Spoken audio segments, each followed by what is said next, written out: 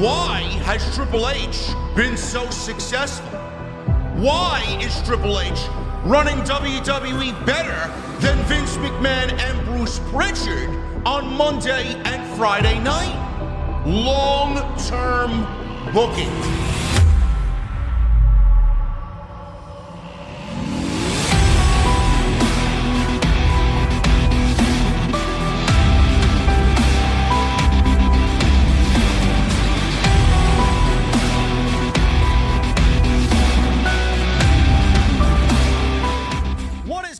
Thank you so very much for joining us right here on Tuesday night. It is Tuesday Night Titans for your March 19th, 2024. I am your host, JD from New York. As always, joined by my co-host and very good friend, Mr. Andrew Baydala. We are on the road to WrestleMania 40, and this is episode number 40 of TNT. What's going on, man? Wow, 40 episodes, man. Where's the time gone? I have no idea, man. I remember... I remember this guy was like, we're going to do this thing. Finally, we're going to do this thing. I'm like, yeah, I guess so. And I was all nervous about after one episode. And then here we are 40 episodes later, and you guys seemingly love what this show has become. And it's not even where we want it to be yet, to be honest with you. That's the best thing about it. Not yet. But you know what? Everything's a work in progress. Life is a work in progress, and we're going to get there. But we continue to try and give you guys the best content we possibly can, and that's what we feel we deliver every Tuesday. And truthfully, I could sit back here and tell you, you know, this person, that person. There's a handful of people who I respect in this industry, but I feel like this is the best debate show, bar none, in the community. Yeah, I am absolutely right there with you. And we have another loaded show for you, which is going to add to that great discussion that we usually get every single week. And WrestleMania is 2.5 weeks away, ladies and gentlemen. We have some major stories going around the IWC that we're going to get into today, both on the WWE side of things and the AEW side of things. Just a little glimpse into what we're going to talk about tonight. We're going to talk about and discuss why everybody's obsessed with Tony Khan spending his own money and what he spends his money on. It's almost as if Tony Khan has not just one father, but he's got a whole community of fathers, man. It's like, oh my God, what are you doing, man? What are you spending your money on? TK, slow it down. How the fuck are you going to tell this guy to stop spending his money, man? Well, it's like I told them. They don't want to listen. It's the reason why, you know, guys like Tony, guys like Saad, guys like, you know, Ari Emanuel, Nick Khan, Paul Levesque, they're in the penthouse, and y'all want to give financial advice from your rickety shacks by the railroad track. Y'all keep doing y'all. Y'all keep pretending. Y'all keep pretending like you get those residual checks from FedEx, or they hit that direct deposit on Tuesdays and Fridays, the 1st and the 15th from AEW or WWE, when you and I both know those checks ain't coming, boys. But keep defending them like they do. Listen, man, I got a question. What happens by these rickety shacks by the railroad track? What happens over there? You don't want to know what happens by those rickety shacks by the railroad. You stay clear of the rickety shacks by them railroad checks. JD, you stay away from them, all right? You stay in the venues that you broadcast from. You stay in the nice penthouses. We got a great place in Philadelphia, location undisclosed, but everything's always top shelf. But you want to know what? I'm not going to go give a billionaire financial advice because I'm sure he's got plenty of people doing that for him. Listen, you know what? I'll tell that billionaire what he needs to do creatively. I'll do that. I don't give a shit how he spends his money, but that's what we're going to talk about today. AEW, the Mercedes Mone debut on Wednesday did 800,000 viewers. Obviously a disappointing number. Drew and I will talk about what AEW needs to do to basically take what they've done so far in the last 3 weeks, which has been fantastic television, and just keep it up. What's the problem? Where did they go wrong? Why aren't they drawing what they used to draw? Why are the ratings down? Why are the attendance figures down? Again, we're going to dive into that topic, and we're going to talk about it today. So we'll get into a little bit of that. We'll get into the whole memo that went out because Drew's here tonight, obviously, and we'll get his take on this memo that went out that The Rock is able to do whatever he wants, and the roster cried double standard. They're not able to say what The Rock says. They're not The Rock. But is that the right way to go about it? Obviously, we saw on Monday night, Cody cut a very impassioned promo It was not one where he was overly emotional. He didn't cry. He said what he needed to do, or say rather, and did what he needed to do. And we'll get into all that stuff. We'll get into Mercedes signing with AEW, the entire backstory about what she's making, rumored what she's making, and how all that came about. And Tony Khan is still upset with Jack Perry. That was in the news today. We'll get into what the feeling is there and if Jack Perry will ever come back to AEW. Honestly, I don't even know if anybody really cares, but we'll get into that. Nobody cares. No, listen, that guy had a ton going for him. Even Jim Ross was calling him Jack Perry so they could drop Jungle Boy because that was eventually going to happen. And realistically, I could tell you that I never believed in go away heat, which in the business is an insider term. I'm not, a wrestler, but I know what some of the lingo is here. And I will say that like go away heat, I thought it was stupid, but Jack Perry has that. Do you believe in go away heat? That's a good question, man. I know a couple of people in the community be like, oh, go away heat doesn't exist. That absolutely exists. And you can really physically see it on television. Do you believe in that? I do with Jack Perry for sure. I was one of those guys I love Baltimore. I love that song. I love it. Jungle Life. It's a jam. Yeah. But I'm telling you what, I don't give two shits about Jack Perry anymore. And Sorry, Jack. And I'm a Jack Perry guy, man. I am. I just, I feel sorry for everybody involved and what happened with him. Hopefully things over time heal. We'll get into that. And then obviously GCW, Bloodsport, WWE working with GCW. Is it a one-time thing? Is it going to be something that we see a little bit more frequently with the new administration? We'll get into all that, plus your Dynamite, SmackDown, and Monday Night Raw thoughts right here on episode 40. And I'm not saying that this whole like scapegoat thing isn't a work for, Jack to come back to AEW, but I'm going to tell you what, I don't care. Just so we get that in, I don't care. Yeah. I mean, we could talk about how we could make it to a point where people care, but nobody right now cares about where Jack Perry lands. Make sure you guys follow us on social media at JD from NY206, at Andrew Baydala on X. Go and do that. Make sure you guys hit that subscribe button to this very channel. So I thank you guys very much for all the support. We are nearing the next phase of what we have going on here, and we are almost at 156,000 subscribers. So thank you guys very much for that. Make sure you guys go and check out all the other content on the channel. There's plenty of it. Make sure you hit the thumbs up. Helps out the video and the podcast tremendously. It recommends it to new eyes and new ears on YouTube's end, so I really appreciate you guys do that. And Super Chats are open, so get them on in, and Drew and I will hang out at the end of the show and answer any comments, questions, and concerns. And make sure you guys go and get your tailgate tickets, because Drew and I will be at the WrestleMania tailgate on both night 1 and night 2, early in the afternoon. We will be a part mostly of night 2 together. There will be a live show, Q&A, meet and greet, all that good stuff. Drew, why don't you tell them about that? Because I'm about to link the tailgate link in the live stream chat.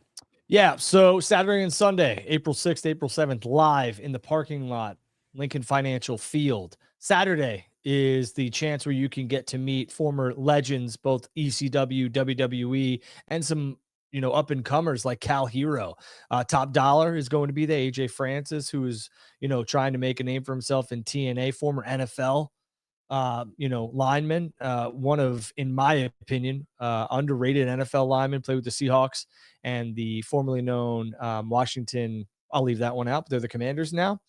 And then you get to meet ECW, WWE legend Al Snow, who now is the owner of OVW. He was featured on the show Wrestlers on Netflix. Al is a tremendous human being and a great person. So is Cal. Haven't really had much interaction with AJ, but AJ seems like a really good dude. So I'm excited to actually, meet him and talk with him.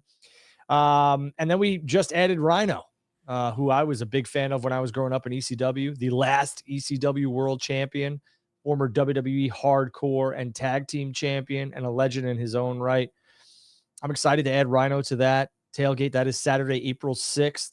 I just got a sneak peek at the menu, but I can tell you guys this. Yingling is our official beer partner of the tailgate. So we'll be serving Yingling and Yingling Flight, which is their light beer. But Yingling is our official beer partner for the WrestleMania 40 Tailgate Joe TNT tailgate. Sunday, Me and JD are going to do a live show. We're going to answer all your questions, your comments, and your concerns. We're going to talk about what we saw on Saturday night live from WrestleMania Night 1 and what we think is going to happen on Night 2. So be there. Tons of liquor, tons of food, tons of beer, tons of water. Get your pictures, autographs, whatever you want. They'll sign it. They'll take pictures with you. No additional cost. If you want a picture with me and the other guy on this, we'll do that too. There you go. Hopefully the weather permits. Yeah. If it doesn't, we got tents, but not everybody could fit in those tents. There you go. All right, man. Like always, in the not cringe Cody way, what do you want to talk about? What do you want to talk about? Do you hear Damian Priest's accent? I did. I forgot to mention that last night. I thought that was fantastic. Where's he from? I wonder where. The Bronx. I don't. From the Bronx. I thought you were going to take care of that. Eh? All right? I thought you was going to take care of that. Pay him with Tony D when Tony D gets up to the main roster, man. I thought you was going to take care of our little problem down there, no? All right. Let's talk about speaking of New York, let's talk about the ridiculous New York Post article, in my opinion. Ridiculous. Yeah, that was something that came across my feed in early afternoon today. WWE needs to look in the mirror, says the New York Post, after AEW's star-studded free agency haul, landing Mercedes Mone, formerly Sasha Banks, Kazuchika Okada, and Will Ospreay. AEW was the clear winner, they say, in pro wrestling free agency, and WWE shouldn't take that lightly, even with the company working its way out of a downturn. AEW president Tony Khan was able to bring in 3 big free agents, and Will Ospreay, Okada, and Mercedes Mone. These are 3 of the very best wrestlers in the world. The additions and success of Revolution seem to have injected some new energy into the AEW locker room, like a pro team adding stars at the trade deadline. Ospreay noted during his promo on Dynamite that AEW and the rally cry of restoring the feeling as AEW looks to reinvigorate the energy and interest around the promotion. I am the feeling, Ospreay did say on Dynamite. Now, while WWE is as hot as ever and doesn't need any of these 3 at the moment, doesn't mean that they didn't want them. The fact that none of them chose to come to the industry leader should at least give Triple H and company some pause. I will stop there before reading the rest of it.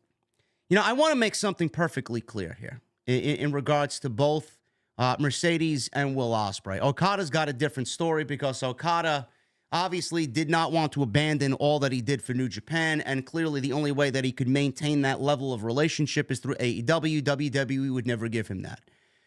In relation to Will Ospreay, Drew, you know, it's not about money, and this is what the fucking geeks in the community don't really understand. Oh, Triple H, he didn't give Will Ospreay enough money, and he made a terrible offer. First of all, Triple H isn't offering shit. Triple H is not the one signing the paychecks. Triple H is not the one coming up with the offer. The offer's coming from the fucking people above Triple H. Triple H is simply the chief content officer. Anything that Triple H does relates to television, not contracts, number 1. Number 2, Will Ospreay wanted to potentially come to WWE. But the thing is, Drew, WWE wanted him to move to the United States and uproot his entire family. You and I discussed this vehemently on this show. Will Ospreay's determining factor to join a United States-based wrestling promotion was not about money. It was about family. Tony Khan is allowing him to live at home and still work here in the States for AEW while making a great living. Mercedes, the same thing. Not really uprooting her family. She lives here in the United States, whether it's Florida or California, but the amount that she is able to do outside of pro wrestling, Drew, with AEW would not even be a thing in WWE. That's why she's here. Plus, on top, she wants to make a huge difference. She is definitely women's first in pro wrestling because she wants women to get paid. She wants a revolution to be started all up over again. She wants to work with every single woman and every promotion possible while in AEW. So she wants to make a huge difference in the 3 years that she's here. Every one of these men and women in Mercedes, Ospreay and Okada, have a different reason for being here. It's not money related at all. It is money related. Don't get me. Don't twist my words, please. It is money. It is, but in terms of Ospreay, Mercedes, obviously, we know she wanted to be paid. But I mean, I believe what she said about making a difference in women's wrestling, revolution this, revolution that. Clearly, she wanted to be paid. But You know, Ospreay, man, he wanted to be with his family. He didn't want to uproot his family. Yeah, I think Will Ospreay is obviously a different type of discussion here. First of all, everything is about money, and people who tell you it's not about money 9 times out of 10 are full of shit. It's all about money. So I will say that money has a big to do about what happened here. Do I think that Mercedes signed with AEW because she, you know, all the other stuff that you mentioned? No, I don't. I think Mercedes signed with AEW because she got a lot of money. She doesn't have to do as much, and she's going to be the focal point of a roster. She's going to be the woman on this roster. There's no doubt about that. And the biggest things in professional wrestling are cash and creative. Okada, I think, was never heading to WWE. Okada's here in the States now, from what I've been told, from what we've read. So Okada, or is in the process. So Okada coming to AEW was, in my opinion, going to happen regardless, even if WWE came even close to AEW's offer. But Tony was never going to allow that type of talent, who his fans are used to and who want and is tailor-fitted for AEW, walk into WWE's doors. To your point before all this, that Triple H isn't the one. Triple H is. Triple H comes up with things, what he thinks said talent's worth. And then, yes, he presents that or needs to get approval from, you know, whomever that may be, whether it's Shapiro or Emmanuel or Nick Khan. But Triple H is very much a part of that process. So I just want to make that clear. I think WWE didn't make the same offer to any of these talents that AEW did, and that's good on AEW for taking the shot.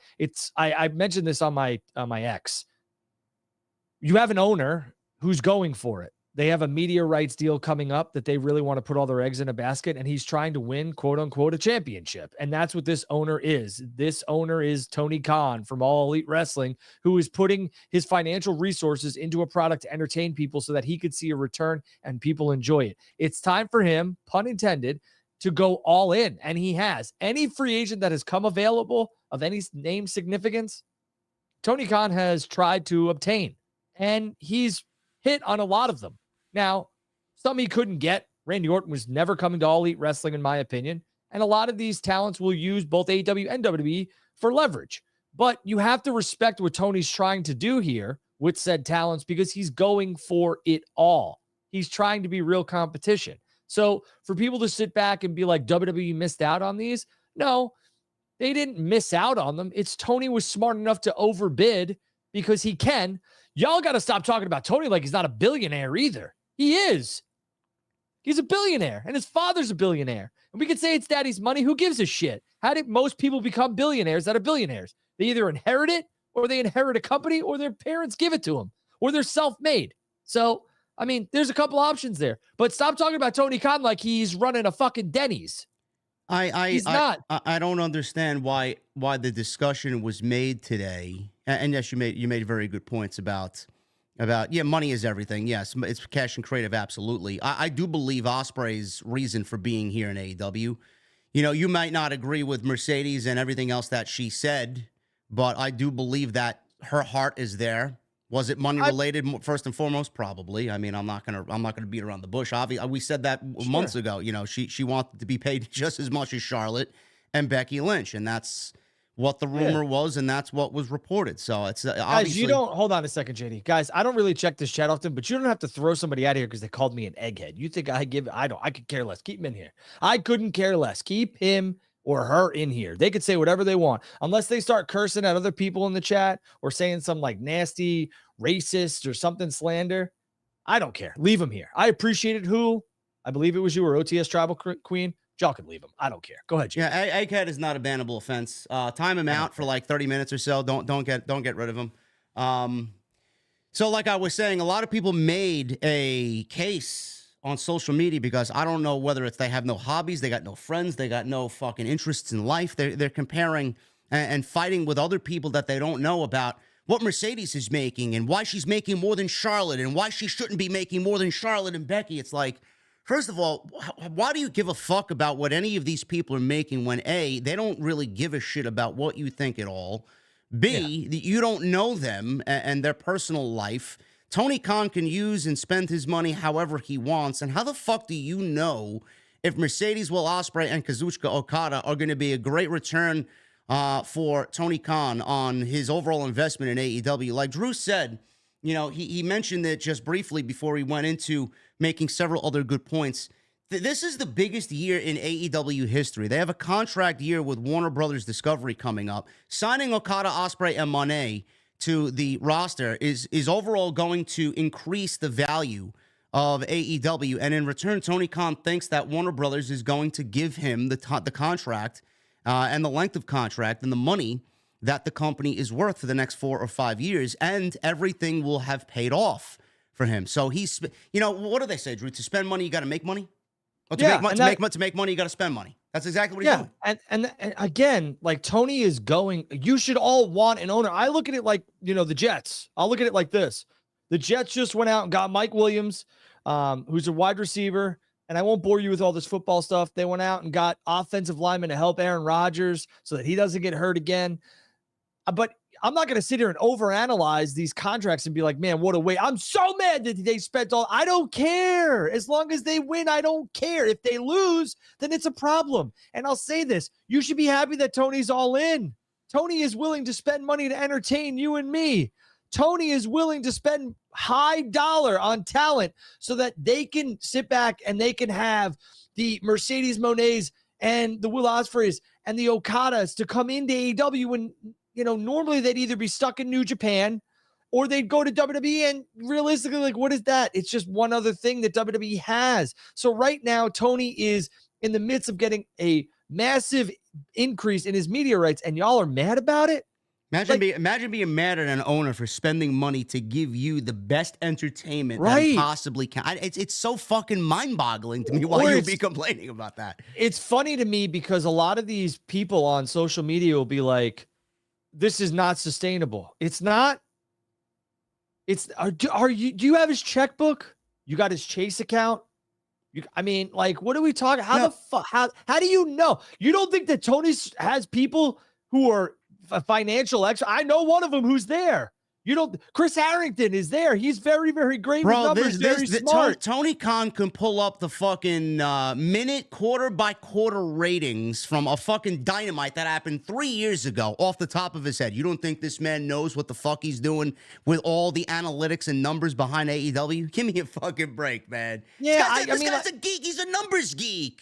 Right. And I mean, he's trying to do something. Why? I don't understand why people would be like, you want to know what? Good for Tony for trying. Hey, if it doesn't work, it doesn't work. You know what's going to happen? They'll go out of business. I don't see that happening anytime soon. But the people who sit there and try and tell Tony how to spend his money or say that it'll never work or whatever else, what are you doing? When do your checks come from Stanford? Let me know. I want to know when those checks come, because the hills that y'all die on are crazy. This guy is willing to spend money on talent, and y'all pretend like WWE is playing, I said this too, is playing money ball with these contracts. Like they're like, well, we'll bring in talent on a low cost and we'll push them to the moon. Are you on drugs? Go look at their financials. It's public. You can't see how much everybody's making, but a lot of these high-priced talents, I mean, $4.5 million looks like a blip in the radar when you got Brock and all these other people on contract. I mean, knock it off. Seriously. I'll never understand it. I don't get it. I mean, the whole contract talk to me is ridiculous. If you don't see value in somebody, then so be it. But I mean, to sit back and be like, oh, this isn't sustainable. AEW isn't owned by Time Warner. AEW is not owned by Warner Discovery. So as much respect as I have for Eazy-E, Eric Bischoff, I respect him a ton. This is not the same situation, Eric. It's not. AEW and WCW are not the same thing here. They're not. You know, it is a little, there is a possible problem, you know, in the future for Tony Khan, because for Mercedes, I don't know what Mercedes is making. I don't really care what Mercedes is making. I'm just glad the woman's on television. I'm glad Ospreay's on television. I'm glad Okada is here in AEW. But just as an example, say Mercedes is making $4 million a year and her contract is up after 3 years and she's looking for a renewal. Is she going to be asking for another $4 million? Is she going to be asking for a raise? If she wants to go to WWE, does she think she's going to get $4 million? This may be the peak of what she's making. So they're making their money now, and if they want to jump ship to WWE like she said she wants to, and she's got unfinished business there, she's not going to be making the same money that she's making in AEW now back in WWE after 3 years, correct? First of all, Mercedes had discussions with WWE, and in my opinion, just like I've stated on social media, she overvalued herself for that period. And I'm not saying that in any disrespectful way, but when you have Rhea, Becky, Charlotte making X amount of money, Bianca, whatever, and then all of a sudden you've been gone for a while and this is what you're demanding, they're going to pay the horses that have been there.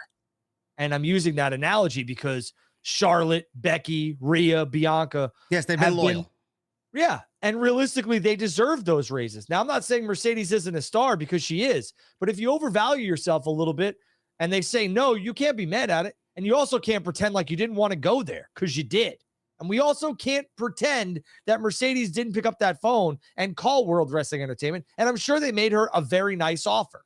But Tony was smart enough to offer her more and maybe a main event here or there. And making the women a focal point on their show. I mean, that was blatantly obvious on Dynamite. Blatantly obvious. Yeah. And Mercedes got that. So good for her. In my opinion, I never put a person over my company or my brand. He's making them happy. He being Tony Khan. And I think it's smart because it's something that WWE won't and cannot do.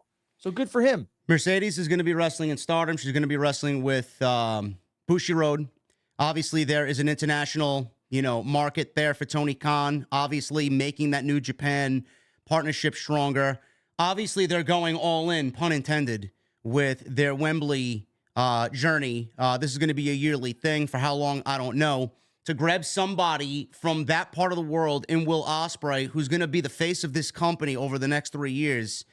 Do you know what that does for that international market when AEW wants to go into Wembley? Who's to say that Will Ospreay doesn't win the World Championship this year, per se, this year at All In? Who's to say next year he's not walking into All In as the World Champion? And that's going to help boost their interest and their ticket sales over there. Everything, Tony Khan, no matter what you think about what he does creatively, he does have a long-term vision for several different aspects of AEW. And this is the same thing with Okada as well. That's going to strengthen the New Japan partnership with Okada and New Japan as well. So yes, he's got a huge international presence. It's just not that he's bringing them over here and taking them from where they were. He's going to be sharing the wealth with everybody. And obviously, he's going to be helping AEW land a massive TV deal because this roster is going to net him much more than what he's getting now. And that's the whole purpose of this. So again, Tony is very smart in this way, what you just said. Tony has started to realize that, okay, how can I be different? Let's go pluck the biggest stars out of the United Kingdom, Will Ospreay, which he did. That's the United Kingdom's biggest star, okay? Yeah. That's not currently under contract anywhere, and now he is. What about Japan? Who could I get? Okada. And then he went and got one of the biggest women stars out there. I mean, there's nobody else at Mercedes' level that's going to be a free agent. No. That actually hits free agency, okay? So what Tony has done is diversified his portfolio. And what that means is Tony is appealing international. He's hitting the women's demographic, and he's already got a lot of people in the United States. He's working with CMLL. He's got the whole Mexico. It's not even that. I mean, Rey Mysterio is not walking through his door. No. I believe there was one point in time where Tony thought that he could probably land Rey Mysterio. Didn't happen. Well, he had that on Andrade. He dropped the ball. Right. Well, what I'm saying to you is that he has started to appeal to a wider global audience in terms of star power, which is smart. WWE has Nakamura, but I mean, Nakamura and Okada, I mean, WWE really doesn't do much in Japan. Okay. Mm. And I mean, WWE with the United Kingdom, I mean, who does WWE have that's a major star from the UK? Besides, I mean, Gunther will get there, obviously, and stuff like that. But, I mean, when you can land a Will Ospreay and you can land an Okada and you can land a Mercedes, you're diversifying your portfolio, and that's going to cost you some money because those are three big stars. But what they're doing is they're appealing to a mass demographic and other countries, and it's smart. It's smart. He won't be able to get Cena, Orton, Taker. He doesn't have Rock and John Cena at his disposal to call and be like, hey, come in for 3 months. Okay, cool. Bye. He doesn't have it, and he won't. But what he's doing is appealing to a mass demographic. And Mercedes signing for as much as she did, which, again, we don't have a specified number, nor do we care. But the amount of money that she's making, every other woman on that roster and probably every other woman in the industry just received a pay raise because of what Mercedes Mone signed with AEW. So it's helping that part of the industry as well, where a lot of people have been outspoken about women not making enough and not being equal to what the men are making. Mercedes literally changed the game. We'll see how she changes the game as far as the numbers on TV, but with what she's making, she just fed an entire women's wrestling industry. And that's going to be a great thing. Whether she did it for herself or not, she can do whatever she wants. She got it. Tony paid her, whatever. Hopefully it pays off. But she helped single-handedly raise the stock of every other woman behind her. And that's exactly what she wanted to do. And she's benefiting from that. Great. Yeah. The thing now is that you've invested not only the money, you're going to invest the time into said talent. And I know I do. I don't root for anybody's demise. I hope that it all pays off. We will never know what the residuals are from these said talents, within 2 weeks. It's years. And I can tell you Mercedes didn't come in for 1 year. She's here for multiple years in AEW. And we'll have to wait and see what happens. But to deem this a failure when you went out and signed 3 big potential free agents that are now on your roster, who are no longer potential, they are on your roster and your talent, you're going for it, and I commend them for it. Will it work? We'll have to wait and see. I don't see why it won't, but if it works, we'll see. Again, they went after Copeland and Christian, got both of them. That's a different market as well. Copeland's very big here in the United States, in North America and Canada. But again, the attendance is alarming. I think they're starting to fix that. But again, a lot of things have changed. Some things are white hot, some things are not. WWE had attendance problems. And at the end of the day, WWE is a television product. That's what they are. I mean, their live event numbers are through the roof right now, but WWE is a media company. That's what they are. They produce great television, great PLEs, and that's what they are. They're not like this isn't what it used to be even 20 years ago. They are a juggernaut, and hopefully AEW can get there. It's going to take time, though. So, continuing on with the rest of this New York Post article, Khan always seems to go the extra mile on the financials. And like WCW, AEW isn't relying on downside guarantees. And are you getting that money for a much, much lighter schedule as AEW tapes on Wednesday and Saturday? While WWE's schedule is far less grueling than in the past, top stars still have to make the weekly house show loops that don't exist in AEW. They tried that, and then that quickly went away. AEW's reduced schedule means talent can be with their families more, and Tony Khan can give international stars such as Will Ospreay the option to remain living in the United Kingdom with his girlfriend and their stepson. Ospreay said on the Talk is Jericho podcast recently that the offers from AEW and WWE were night and day. Even in differences of what they were offering and what AEW was offering, AEW was way better. Scheduling about everything was completely the right option for me in AEW. It was always, you can go be a superstar in WWE and be famous, but it's not as good of pay, and it's not the kind of schedule I want. I respect everyone that's doing it, but it's not for me. Then the New York Post goes to Monet, who was mentioned going back to WWE eventually, brought Hold on. Stop right there. Yeah. That's what everybody needs to understand. Everybody watching this who either plants, raises their WWE flag in the morning and salutes it, or they sit there and they raise their All Elite Wrestling flag and salute it. To me, right there is exactly what separates Tony and AEW from WWE, and it's what separated WCW from WWE. Now, granted, the reason why WCW failed, in my opinion, was, first of all, a lot of creative freedom in AEW. There's creative roadblocks in WCW, but that's a discussion for another day. But what AEW is doing is offering things that WWE can or won't. They won't overpay because you can either become part of the machine and get here, and, unless you're like Cody Rhodes or something like that, we're going to offer you a boatload of money. But at the end of the day, AEW is offering these talents something that they wouldn't get from WWE unless they go there and work under that WWE umbrella for 3 to 4 years, 2 to 3 years, whatever you want to call it. And then you get your big pay raise. Come over here, prove yourself here, and then we'll pay you. AEW and Tony is smart. Here's what we're going to offer you. We want you here. We'll overpay for you, quote unquote. But AEW's checkbook's long. The discussion here is ridiculous, in my opinion. I don't care what this man's paying the talent to come over there because I'm glad he's doing it. So Mone, who was mentioned going back to WWE eventually, she even says she has unfinished business there, brought up often last week, AEW affords her the chance to take her revolution, quote unquote, global. What she means by that, when you sign with AEW, unlike in WWE, you can also have a much greater freedom to work in other companies. It means you work with New Japan and CMLL in Mexico or pop into GCW or other independent promotions. For Ospreay and Okada, it allows them to keep a small tether to the promotion that they left, which I just mentioned before and which we mentioned before. Those relationships also allow talents to get a taste of AEW and work with Khan before becoming free agents. AEW also runs a stadium show in the United Kingdom with All In.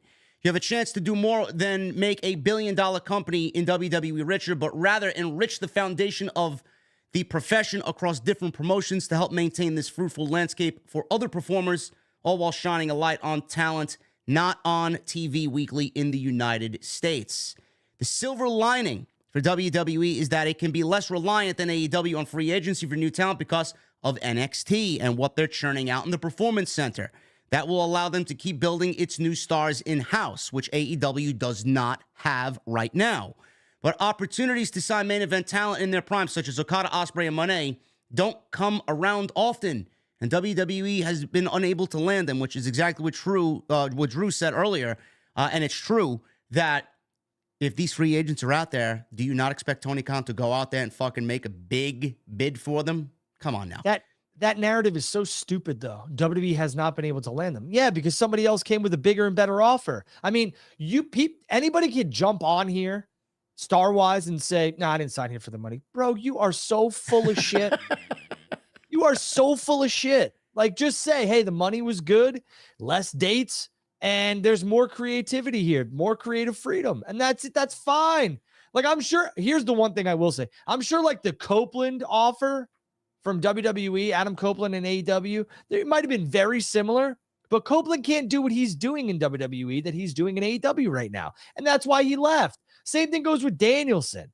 You know, Danielson's able to do things that's the creative freedom. That's the artistic freedom that they are afforded. But if somebody's going to sit here and tell me that WWE missed out on potential free agents, nah. WWE just didn't offer $4.5 million to somebody or $3.5 million to somebody. They were like, listen, here's a good contract. You know, we'll give you some of this. We'll give you some of that, some of your merch stuff. But, you know, this is all we're offering. And that's it. Take it or leave it. You want to play for the Yankees? Or you want to go play somewhere else? Realistically, what is someone like Copeland and Danielson? What else is there left for them to do in WWE? Right. What is there left for them to do? What do you want them to do? Right. And that's the other thing. Like, the other thing is like, don't think that these talents that we just talked about aren't getting their bags now, as the kids like to say, getting paid now, and then they'll go look at a WWE offer down the road. Truthfully, for Okada and Will Ospreay, it was smart to go to AEW. Make them build the company around you. And then when they do, and your contract's up for renewal, and hopefully AEW is still around, which I believe they will be, you could either demand more money or go to Connecticut and get a big pay. It's the Cody Rhodes. That's what I'm doing, the Cody Rhodes. I'm going to sign here, start a revolution. See ya. This is exactly what I said. You don't think Triple H is fucking eyeing Ospreay like a hawk over the next 3 years? As long as he stays healthy. You don't think Triple H is like fucking biting his fucking tongue? Oh, man, I wish I had Ospreay. Of course he wish he had Ospreay. You know, they didn't really... Maybe they didn't know value-wise what Ospreay would bring to the table coming from where he came from. But under AEW's leadership and what they do with him on AEW television, you don't think Triple H is looking at that or having people look at that and monitor him over the next 3 years? If he continues to fucking do what he's already done and be the face of that company, you think Triple H is going to fucking give him the world when those 3 years are up? This is like, I don't want to say it's an independent, you know, or minor league contract, because I don't really, AEW's got a major TV deal and they're on television. They're competition to WWE. But this is basically him having an appetizer, Drew. And then he's going to finish that appetizer and Triple H, all right, you ready for the main reel? The main course? Let's come over here and let's do some business. Well, that's, again, you know, I'm sure Okada and Ospreay weren't like, hey, WWE's off. I mean, Tony gave them a great offer to come over to All Elite Wrestling. They took it. And, I'm sure WWE's offer was significant, but not what they were looking for. And that happens all the time. They're going to be a focal point here in AEW. You all wanted Jay White to go over to WWE. It's signed, sealed, and delivered. Granted, Jay White has not been used great in All Elite Wrestling as of late. But realistically, what the hell would he be doing in WWE right now? As long as you can maximize your minutes, and that's what these two talents and Monet is going to be doing, then they'll be fine because they're on American television and WWE can constantly watch them. And then all of a sudden, when it's time for them to have a new contract discussion, we'll see what happens. But that's why Tony's smart and locks them into 4 or 5 year deals. You could really maximize the contract and maximize your investment. Hopefully they do. But to sit here and say that Mercedes came over here because she's going to prove herself, bullshit. She came over here because Tony paid her a lot of money and gave her the opportunity that she wanted, which was to be the focal point. We could cut this shit out. I ain't buying it. Sorry. And that's okay. You can't hate Mercedes for getting paid. I'm not. I'm looking forward to what she's going to do in All Elite Wrestling. But stop pretending that I chose All Elite Wrestling because of the money. Yeah. I mean, the last thing that this New York Post article said, getting a WrestleMania moment might not have the same pull as it did in the past, and WWE may need to open its checkbook a little wider next time or offer different incentives. Because unlike in the past, when they were New York Yankee-like in free agency, WWE just might be the ones working from behind more and more cases. I mean, WrestleMania is still a dream of mostly everybody that is in this industry or wanting to become a professional wrestler. It's not the end-all, be-all. There are people that want to play for the fucking Seattle Mariners. They don't give a shit about playing for the New York Yankees, and they don't want to play. If the money's right, yes. Yeah. I mean, you people pretend there's only all of these wrestlers, okay? Look at them like your athletes, because that's what they are. They all have a shelf life. So they need to make the most money they possibly can over their, career, and that's it. The longevity and the injuries and everything else that pile up, the longevity of your career, you need to make the most money, and that's it. And you should not hate on said talent for making the most money. If somebody's going to offer me, if somebody called me right now and said, get off the air, I'm going to give you $300,000, I would say, JD, I love you, buddy, but somebody's calling me for $300,000. I'm just kidding. But what I'm saying to you is that, you got it. Come on. You're going to tell me you're not going to sit here and you're not going to entertain this big money offer when in 5 years from now, you don't know if you'll be able to wrestle again? Bro, everybody knows I'm a Braves fan. You don't think I'm worried when that day comes when Acuna's got to sit down for a fucking contract year and he wants to be making $500, $600 million and the Braves don't offer him that? They offer him, for example, maybe the Braves offer him $400 million and the Yankees offer him $550 million. Where the fuck you think he's going? You think he's staying for the Braves? What about Uncle Steve? What happens if the Mets offer? Because Uncle Steve's money's long too. What happens? I'm just saying. You just saw Saquon Barkley. No, he's not. I'm just saying. You saw Saquon Barkley, who was drafted by the Giants, played his whole career with the Giants. This is a football thing. Go over to the Philadelphia Eagles for the same amount of money the Giants offered him last year. And you want to know why he did that? Because he felt like the Giants should have offered him more money for all the times and things that he did there, and they didn't. So he's like, all right, I'm going to go to your biggest rival. Maybe he wants to win. Isn't that the case? Yeah, I mean, a lot of people do want to win.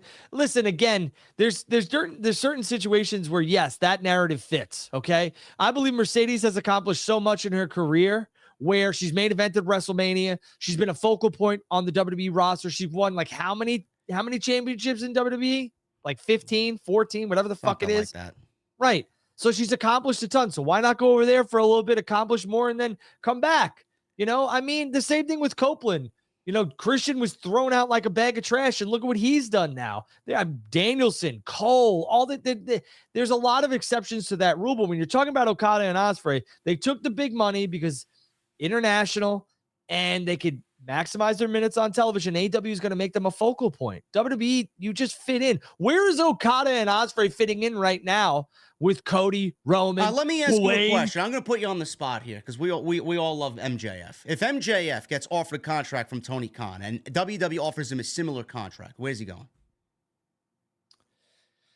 What are we talking about? Obviously, MJF is about money and he wants to get paid, and rightfully so, because he's fucking great. But if it comes down to that, is that one of those instances where it's like, all right, I want a WrestleMania. I want to, be in that. I want to be on the fucking Yankees. Sure, it's everyone. I think anybody who gets into this industry and tells you they don't want to be on WrestleMania is, again, full of shit. Fucking bullshit artist, I know. Yeah, right. I mean, JD, if WWE called you today and was like, "Hey, we want to offer you a position, you need to shut down your channel," how much are we talking? And that's what it is. Same thing with AEW. Hey, we want you to come in. How much are you talking? So it's everyone's goal to main event or be on the poster or be a part of WrestleMania. So for MJF, the WWE is starting to get a little bit more edgier, but I just don't know if that character would work in WWE because MJF is max turned up to 12 in AEW. I'm not sure that WWE can allow him to be that character on WWE TV. We'll have to wait and see, but does Max eventually end up in WWE? Yeah, I just don't know when. And if the offer is similar, I think Max needs to look at AEW right now and be like, there's much more that I have to accomplish. Oh, yeah. I mean, the landscape has fucking changed. He went out injured in December. I mean, the fucking company's a completely different company now 3 months later.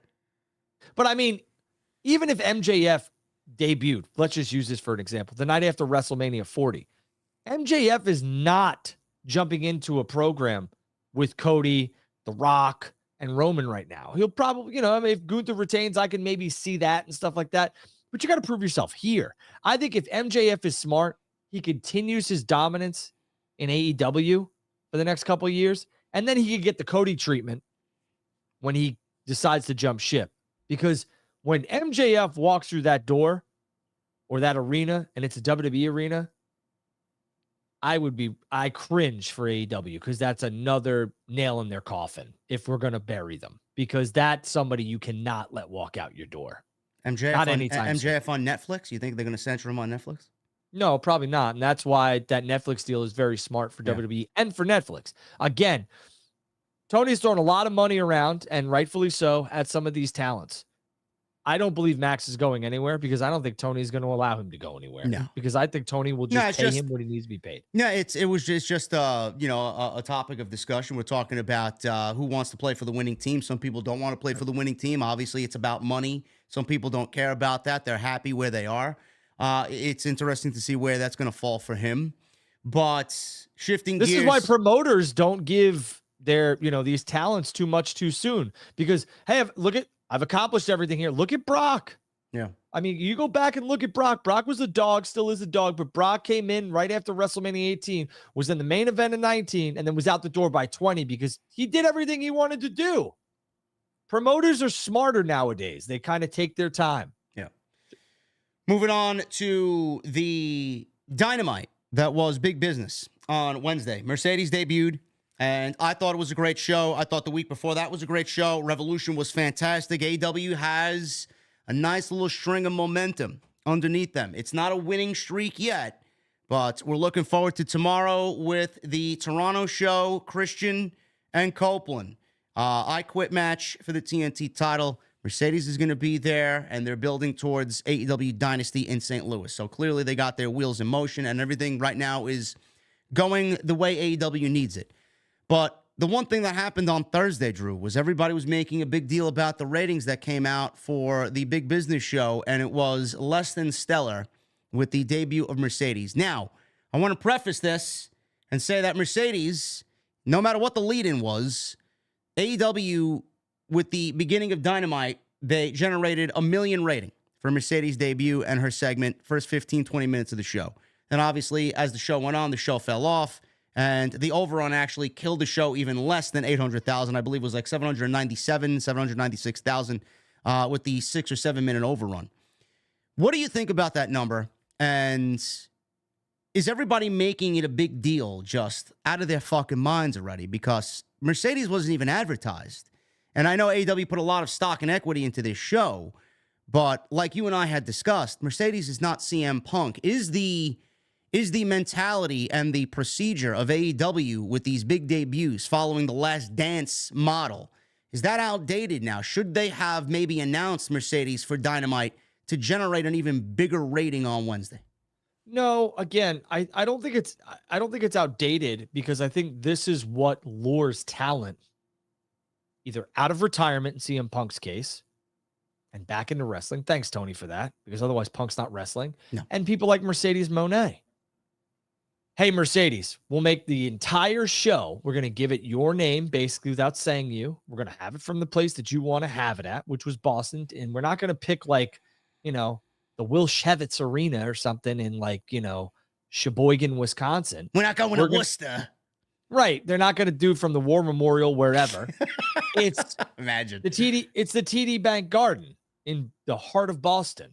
Been there a lot of times. Went to college in Providence, so I know that building very well. And that's what Mercedes wanted, and they gave it to her. That is what attracts talent. They had the whole show was the Mercedes show. She opened, she middled, and she closed. And for me, the whole reason the ratings fell off a cliff was because of the formatting of this show. I am very much looking forward to Wednesday's show for 3 reasons.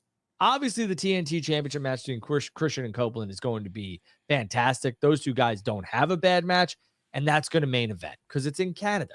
And again, Copeland and Christian have main evented, I believe, 2 times now in Canada.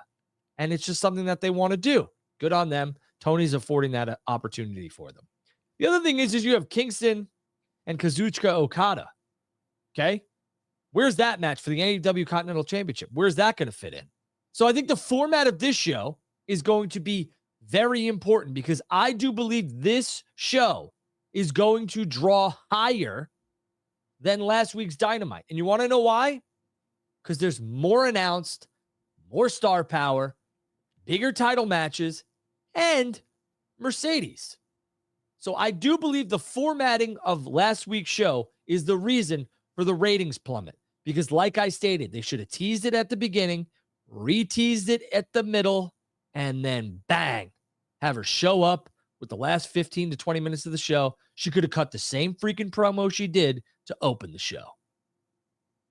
I don't know why we're teasing anything. I just don't know why you don't say, hey guys, Mercedes Mone is coming to AEW. She's signing her contract in the middle of the ring, and she's going to give an address to AEW live on Dynamite Wednesday. What's wrong with that? Nothing. But you want to know what?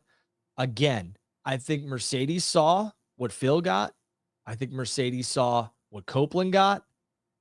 And although, it wasn't like, Copeland got his own show name or whatever, but Copeland got a big debut. On a pay-per-view, though. Right. But I mean, Punk got a big debut. And I think that's what she wanted. And at the end of the day, Tony was like, sure. And that's the other thing. Tony's very talent friendly. So he did that because that's what attracts people to AEW. True. That's what it is. Hey, listen, we'll do that for you. You want that? We'll do it. Because they won't do it over there, but I'll do it for you here. That's what you want. That's what's going to get you signed on the line. Sign it.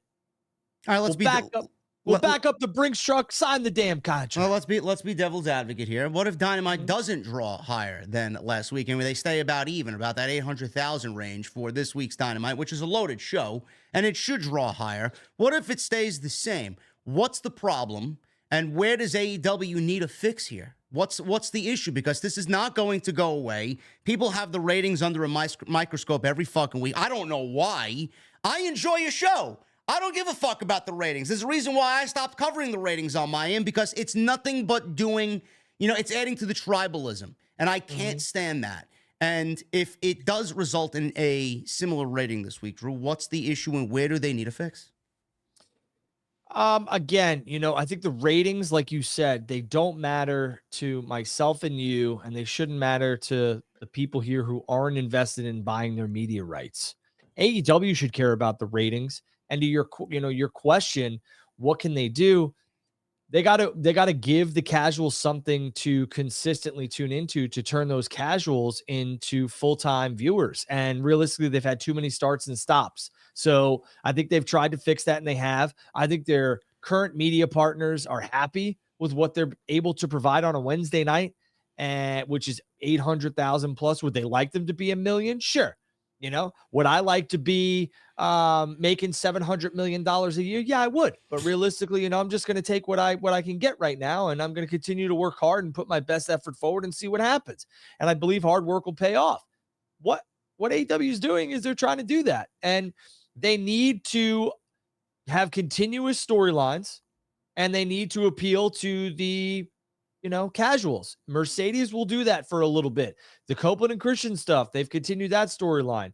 Okada is here in the States. They are doing things that are showing you that they're trying to right that ship. They're also doing some things that, you're kind of like, what the hell is going on here? They still have that, just like WWE had at times, and WWE still does now. The Wardlow stuff was convoluted at best. I guess we'll see what happens, because and Adam Cole's, little vignette there, he had Wardlow handing him the world championship. So what does that mean? All this other stuff. So again, I do believe that AEW is going to see a ratings jump this week because of what they've promoted ahead and the stories that go with it. And Mercedes is on that promotion. So we'll see.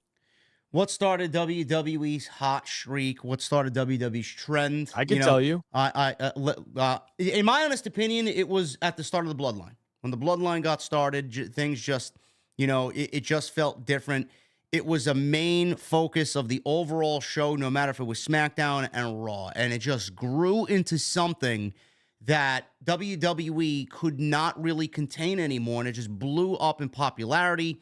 And they went along with the ride, whether Sami Zayn was involved in that or not. I honestly feel that was a huge turning point for the overall storyline and the product health on Friday night, because people were tuning into that.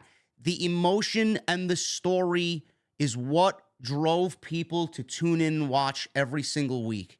The main problem with AEW Don't forget Cody, though. Cody's fine. Cody was doing that thing with Seth at the time, and he had the injury, though, which kind of kept him out of action for 6 or 7 months. I don't want to put Cody. Still drawing, 1.1, 1.2, 1.3, all that other stuff. They were doing good numbers for Raw. And again, to that point, Raw and SmackDown have a ton of equity. A ton. Yes. They've been on the air for, 30, Raw's been on the air years. since 1993, folks. Right. And SmackDown was debuted in 99. Years. Yeah. Yeah. So guys, there's a ton of equity. There's a lot of sporting, television ratings. If you go look, like the NHL, I think, some of their, lower marquee matchups, if you want to call them that, I know it's like an oxymoron, but they don't draw 800,000. They don't. So again, I think Warner Discovery is happy with what they have, but do they want more? Sure. And I think Tony's trying to do that. We'll have to wait and see what happens, though. The emotion of everything that happened with the Sami Zayn stuff involving himself in the Bloodline is what drew people to tune in every single week. AEW, no matter how great an Okada Eddie Kingston match is going to be, no matter how great a Christian versus Copeland match is going to be, no matter who they put in the ring, they could put Ospreay and fucking whoever in there, a blow-up doll. It'll be a 5-star match. It doesn't matter. Right. The matches are great. What AEW is missing is that one overlapping storyline, and I mean truly episodic television. And I don't know what they have to do. Maybe it comes from Jennifer Pepperman, who they just hired. I don't know what they have to do and where they really have to dig down deep to find it. But they need a storyline that is going to carry themselves for months upon end to drive people to watch this shit weekly. Wrestling, pro wrestling, the in-ring action is only a part of it. And that's what they need to understand. And that's what their fucking fan base needs to understand. You could sit there and tell me that fucking every wrestler on the roster is going to deliver a 5-star match. Great. I don't give a fuck about a 5-star match. You know what makes the 5-star match better? The fucking story going into the 5-star match. We know AEW can fucking shit out 5-star matches. Where is the story? Then you get these people telling me that the match is the story. The match is made from the story. The story is what the wrestlers tell in the ring. Why don't you go fucking jump off a cliff, you fucking half-witted idiot? That's not story. Story is what drives me to watch every fucking week because I want to see words coming out of somebody's mouth and I want to hear dialogue. AEW doesn't have that. And when they get that, that's what's going to change AEW for the better. And Drew and I also talked about this aspect. Their titles don't mean shit, and they need to split these fucking rosters.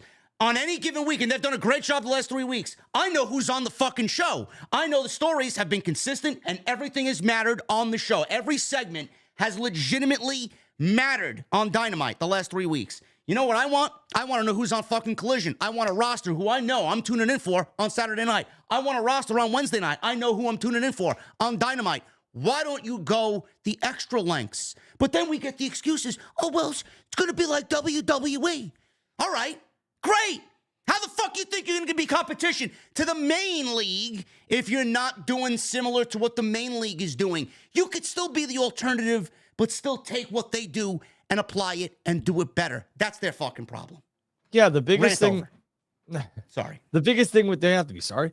The biggest thing with AEW right now is they have the talent that WWE didn't see value in or didn't want to overpay. So you could do the exact same thing that WWE is doing in terms of storyline progression, everything else, but you don't have, to, copy them carbon copy. But the fact remains that storyline sells. You need to make me want to watch your show. You need to make me want to tune in, make it destination television. Make the pay-per-views and the PLEs mean something. The matchups. What are you selling? It's like a boxing or a UFC match. And we had this argument and you called me crazy. But the only reason why you, me, and everybody else was buying pay-per-views back in the day because of one or two matches that really sold us on the pay-per-view. The undercard was great, but you're buying the pay-per-view for the two main matches or three main matches that pay-per-view or PLE had on it. That's what hooked you. And they invested all their time, money, and effort into that. So AEW needs to continue to do that because I need to want to see your product. I need to want to see your television program. I need to want to buy your television or your pay-per-views. I need to want to buy tickets to your live events. So make me. Don't make me guess who's going to show up and what matches. Announce them. Or if you don't announce them, just announce this person will be in the building. Or have continuous storyline progression that I'm like, well, Copeland and Christian just had a war of words on last Wednesday, so I know they're probably both going to be in the building on next Wednesday, et cetera, et cetera. And if AEW continues to do that, then they'll be successful. But if AEW just wants to throw out Jimmy Slapdick versus Johnny Slapdick from Japan and the United States, and they're the best, wrestlers in the world because Meltzer said so, I got news for you. It ain't working anymore. No, it worked in year 1 and ain't working in year 5. And stop booking these fucking venues that seat 12,000 and you only fill 2. It's not working out because perception is everything. I don't want to watch a fucking wrestling show that sounds like I'm listening to something in an empty arena where I physically hear the echo emanating off my television. You know what that does to me as a viewer? It turns me off, honestly. First of all, I don't know how, I think we're afforded a lot of information right now, but I can tell you that when you look at these buildings, they don't look empty to me because the camera angles and everything else is very, very clean and they're smart and they dress the buildings up very nicely, whether it's lighting. You saw how lit the garden was, TD Garden. You saw how, and I can tell you that the venue this Wednesday that AEW will be going to in Toronto is going to be very well lit as well because they damn near sold it out. A lot of people are like, 7,000 seat building. Who gives a shit? Blah, blah, blah. Listen. That's nothing to sneeze at. For a weekly television show, it's fantastic. Right. And there were times they were drawing 2,000, 3,000. I understand that. They dressed it up nice on television. But at the end of the day, the reason why AEW goes to these bigger buildings, in my opinion, which I've expressed to you and others before, is that they have to shoot live television. They have to have the trucks and the connections and everything else, the Wi-Fi, the capabilities, everything else, so that they can produce quality television for you and for their partners. So they can't just go book the Mid-Hudson Civic Center and be like, no disrespect, and be like, hey, this is where we're going. If I was TK, realistically, I'd be booking Daly's Place far more often than they currently are because that building costs you nothing, pal. It's yours. So, that's part of it. But AEW is booking buildings that they can appeal to a mass demographic. Are the ticket sales great? No. But again, you got to remember they have to produce live television. So they can't just go to the Tom, Dick, and Harry Arena in, wherever, middle of nowhere. So they just can't do it. They can't. Could they go to smaller venues? Sure. They've done it. And you guys have complained about that too. Man, AEW, they only go to 4,000 to 5,000 seat buildings. Can't make anybody happy. Just be happy they're producing quality content when they do. That's all I could say. And that's the end of the discussion. AEW is producing, to me, in my honest opinion, and I'm not a shill for Tony Khan. I'm not back on the team. I'm not anti-Triple H. Tony Khan has done a great job over the last, I would say, 2-3 weeks. This coming week and the week after that, I'm looking forward to seeing what they've applied to these last 3 weeks and if they do the same thing moving forward into Dynasty. What they've done is created a great format for the show that they need to continue doing. Everything you've done so far, build upon that. The last 3 weeks have been the most solid foundation for AEW since day one, and that's what they need to do on Dynamite. So hopefully they can continue that. But to anybody that says that AEW is not producing good television, you're clearly not fucking watching the show. So why don't you leave it to us who actually do watch the show to tell you exactly what's going on, because clearly you're blind as a motherfucker. I said it in January. I thought AEW turned the page and really decided to invest in continuous storyline progression, building main eventers, building their world champion. That show at Daly's Place, I don't know exactly when it was. It was January something. That show homecoming show. Yeah, really solidified. You and some others crapped on it, but Yeah. I thought to myself, this is where AEW turned the page. And you have, seen it. You've even talked about it. This, past 5, I would say 4 or 5 weeks, you've been like, look, AEW has done well. And they continue to have good storyline progression. And I would agree. Whether you enjoy the content or not is up to you, but don't just hate things to hate on them. And somebody said in the chat, you don't need to book 20,000 seat venues consistently. They don't. I mean, I have their whole touring schedule here. I have their manifest and what they've done and everything else like that, because that's part of my job. I'm in premium entertainment. I do in hospitality, and premium hospitality at that. And AEW is not booking 20,000 seat arenas. They're in a 6,000 to 7,000 seat arena on Wednesday for Dynamite in Toronto. They're not at the Scotiabank Arena. They're not, or whatever the hell they're calling that building now. It used to be the Air Canada Center, whatever they're calling it. They're not building. And I saw some people arguing about that. Last time they were here, they did, 10,000. Yeah, because they were at the Scotiabank Arena, from what I remember. It's a different building. So they're doing the things that everyone's asking them to do in terms of like go small or sell those buildings out. They do that and they're like, well, your attendance is down from the last time you were here. Okay. Like, what do you, I don't get it. Like, yeah, right. Cool. Why are you fixated on that? They're still producing good television, aren't they? I just don't want them to be running the fucking 15,000 seat arenas and they do 3,000. It's just a bad look. It's a bad look. I get what you're saying, but it's just, it just open themselves up to criticism that they don't really need. And it just looks bad on television, no matter the dark lighting, the way that they fucking cover the arena, make it look full. Like, bro, it's not. It's not. Right, and I get that, JD, but what I'm saying to you is, like, I feel like we're afforded a lot of information where maybe like me and the other people who are in the industry, the premium hospitality industry, the ticketing industry, knew what WWE and AEW before we had WrestleTix and all these other people posting on social media, what the attendance was, or you get those stupid friggin' pictures hours before the show would go on the air. They're like, SmackDown in the mud. There's only 2,000 people here. But what I'm saying to you is, like, we're afforded a lot of information. So you already go into these shows with the preconceived notion that, hey, there's only 4,000 people here and they're in an 18,000 seat building, or they're in a 10,000 seat building. So, I mean, I will tell you, I've been at some Raws and some SmackDowns when there were only like 4,000 or 5,000 4,000 or 5,000 people in a building that holds 16,000, 17,000. And you would never know by watching it on television. Now, is it as loud as those sold out buildings I've been in? No, it's not. That's the only difference. Moving on, we got one last AEW note here, and then we're going to get into Dwayne. Tony Khan. Apparently, he's still upset with Jack Perry over the CM Punk incident.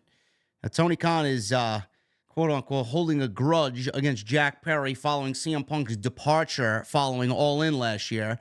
Perry had not been seen or heard from in months following the incident with CM Punk at All In last August. The incident resulted in Jack Perry being suspended and Punk being fired.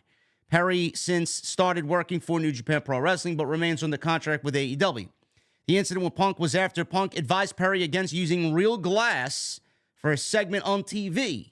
At All In, Perry did a spot on a windshield of a car and made a reference to glass in the camera, leading to a physical altercation at All In. Now, Dave Meltzer was asked about Perry's status with AEW, and he says this with Brian Alvarez. Alvarez says, this person here says, do we know for sure that Jack Perry was not fired by AEW? Has anyone asked? I've asked, and he's not been fired.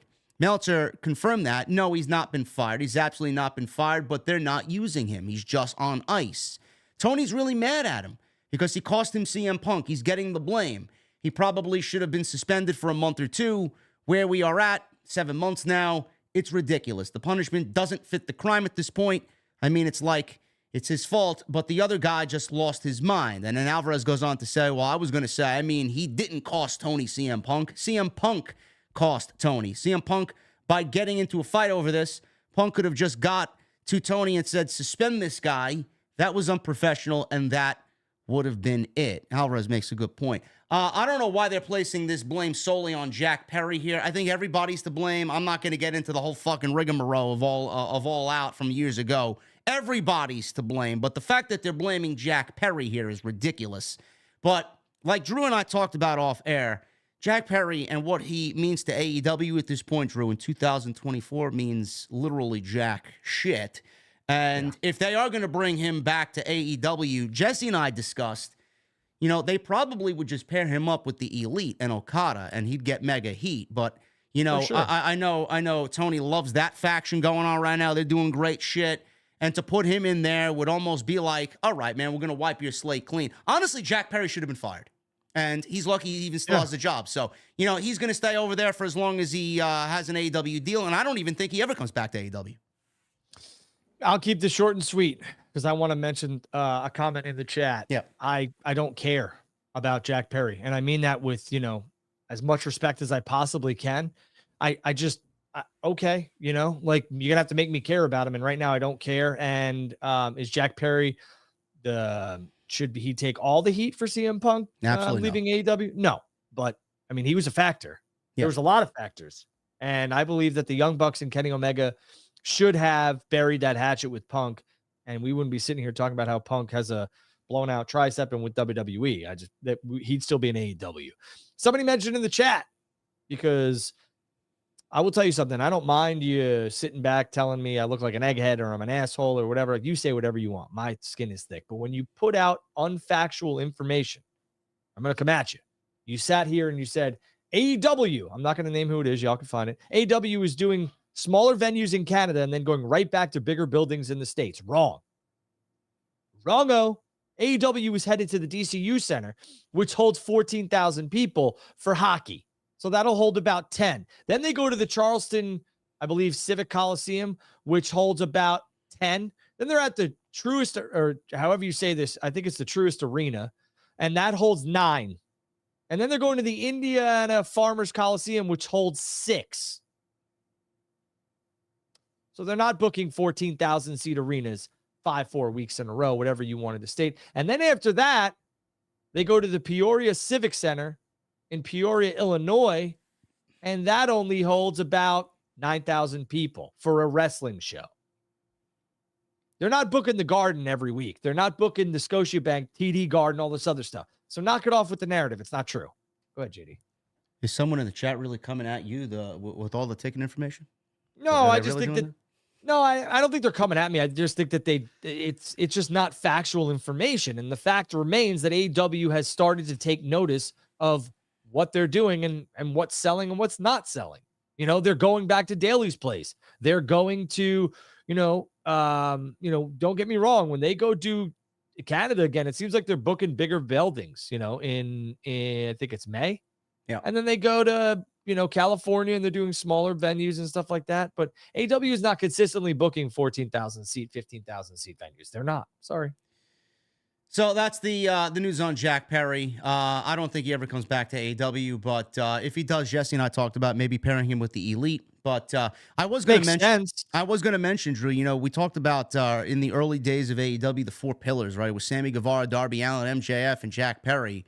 Britt Baker was mentioned as a de facto number 5. Britt's still there, but you look at the pillars of AEW now, man, outside MJF, none of them are the pillars of AEW. I think just by that narrative and that discussion, you can see how the company has changed from year 1 to year 5. Boy, a lot of those pillars seem like they're non-existent anymore. With Sammy, I think there's been a lot. I like Sammy, but I think there's been a lot of turmoil, and I think he's caused a lot more problems than he should, especially when you're trying to, have this company grab media rights big deals and everything else like that. Like Sammy needs to play ball, and I don't think he has. I think his ego and his immaturity at times has gotten the best of him. But yeah, those 4 pillars, I think MJF's on his way back. And I think that's, one of the last standing members of that foundation. So it's a shame, but AW, what is it? It's Darby, Sammy, MJF, and who's the 4th? Jack. I'm sorry. Who was the 4th? Jack Perry. Yeah. Listen, not anymore, man. Not anymore. Here's the deal. I said this last week, and I'll say it again. Chris Jericho was so beneficial and did so many things for AEW in 2019 that has really helped AEW get to where they're at today. And AEW owes Chris Jericho a ton of gratitude, respect, and thanks. But I will say this, in 2024, going back to those pillars, Jack Perry and Sammy Guevara, if you want to call them the 4 pillars, they're gone, in my opinion. They have eroded and they're done. So you want to keep Darby and keep MJF, which will give you that foundation. Great. Darby has done some really unbelievable things, some things that I believe could cost him a career or shorten his career, but he gives everything he possibly can to the fans, and the stuff with Sting was fantastic. So good on MJF and Darby. I think they're the last 2 standing, and I think they will be for a very long time, because I don't think Jack Perry and Sammy Guevara are considered pillars anymore. I think they're considered problems.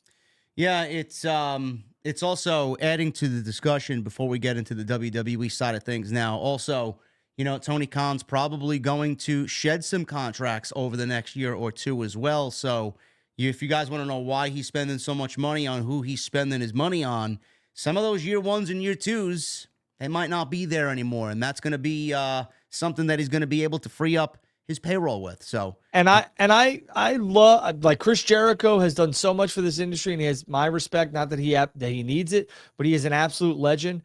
I don't know what's left for Jericho to do here in AEW besides put over young talent or work in management or even be a commentator. If Jericho wants to go to WWE and WWE's interested in him, I don't even know what the hell he does there besides a Rumble appearance. I was talking to Blake Mitchmore this morning about this. I don't know whether, what is he going to do there? A Rumble appearance, maybe a GM role and a major WrestleMania match that doesn't involve a championship, and then right off into the sunset. But I have a funny feeling WWE is not going to be using Chris Jericho in any sort of like regular on-screen active wrestler talent. So if Jericho wants to head to WWE, then let him. Because realistically, I don't know what's left for him to do in AEW unless he wants to lend his hand creatively or on the commentary team. The Hardy Boys, more than likely done with AEW. Big money contracts coming off their books too. There's some other talent that, we could dissect that roster, and I believe Tony's getting a good chunk of change coming off of that roster sooner rather than later. Yeah, that's also another narrative that people are not talking about while you're complaining about how much money the man is spending. So why don't you get all your ducks in a row and not give a shit about what the man does in his own personal time? So we're going to move on to The Rock. And I had a couple of choice words for The Rock this WrestleMania season. Things turned over and they got really good. And I praised The Rock. And I'm like, all right, we're getting our story. We got our ducks in a row here. We got some logic. Still, things are a little out of whack, which is the norm in pro wrestling. But then we get this gem from SE Scoops, who exclusively reported this. Then it was confirmed by Sapp and Meltzer that there's a double standard. WWE talent questioned The Rock's special treatment after an internal PG memo was sent to them via Nick Khan and Triple H. Now, this is coming from SE Scoops. They exclusively report that a recent memo emphasized the need for talent to follow PG guidelines on TV and social media. Despite this, The Rock's use of profanity in recent promos on social media and on Fox has raised questions among talent about double standards. They wonder why he's allowed to curse while they can't. Now, SE Scoop said that he's the fucking Rock. Yes, we're aware. SE Scoops reports that Nick Khan, Paul Levesque, and Dan Ventrell sent out a memo the other week about how talent needs to adhere to PG guidelines on TV and also on social media. The Rock, like most things in his life at this point, is getting special treatment. WWE is obviously under the TKO banner. They're still a publicly traded company. They need to adhere to TV PG guidelines. I was told, says SE Scoops, that The Rock's viral promos, where he keeps cursing, including opening up his social media promo this week with "Are you fucking kidding me" about Cody, has rubbed some people the wrong way, and there seems to be a feeling that we are seeing a double standard because we're talking about Dwayne Johnson. It seems that The Rock is able to get away with dropping flowery profanity when he wants on social media, while the rest of the locker room are wearing PG handcuffs. I was initially told that the talent are asking why The Rock is getting a pass. I was told that the thinking is that even if he's a big movie star, shouldn't everybody play by the same rules? So he can curse and use that to get over, but everybody else is handcuffed. End quote. I'll let you start, Drew. I know I gave my very choice opinion on this Sunday night in a 30-minute video. You mentioned a good portion of it. He's the fucking Rock. And I said this on social media the day before I actually recorded the video. And then I'll add my take on top of yours when you go. But you're going to take Rock from the Attitude Era and apply him to a PG version of WWE. How well do you think that's going to get over on national television during their biggest WrestleMania of all time? You want this man to be toned down? How well would that be? You can't expect The Rock to come into this world and not be anything but The Rock. Am I correct? Yeah, I mean, you're correct. I mean, when The Rock came in, The Rock was going to do what The Rock wants to do. I told y'all not to mess with DJ. Dwayne Johnson is going to do what's best for Dwayne Johnson. And Dwayne Johnson did not like being booed when he came back. He did not like that the fans, quote unquote, changed the WrestleMania main event. He wanted to work with his cousin. It was changed. This was not the original plan, and all that other stuff. So here we are. And The Rock's going to do what The Rock wants to do. And if WWE has a problem with it, The Rock will just say, cool, but, I'll tone it down a little bit. But I mean, Again, I don't really buy all of this. I think this is a blend of, which I put out on social media on X. I said, this is a blend of realism mixed with manufactured. And what this is doing is it's adding more interest. I won't use any insider terms here because I'm not an insider. I don't work for either company, but it's capturing more interest and it's getting more intrigue and more hate on the story because now The Rock is making Cody come out of his shell and do things he normally wouldn't do because the crybaby stuff it worked once, like the crying stuff. I don't mean to call him a crybaby, but what I'm saying is like the emotion from Cody, it was okay once, but now it's starting to fall flat and the fans are like, oh God, like, because The Rock eviscerated him. And realistically, like no one's going to tell The Rock what to do. The Rock and Brian Gewirtz are writing their own stuff for the most part. And that's it. Michael Hayes maybe, but that's it. So Cody got out and was able to do some things off the cuff. And again, they blended manufactured issues with realism. And some talent could say, hey, how come I can't do that? I'm going to tell you why, because you're not The Rock.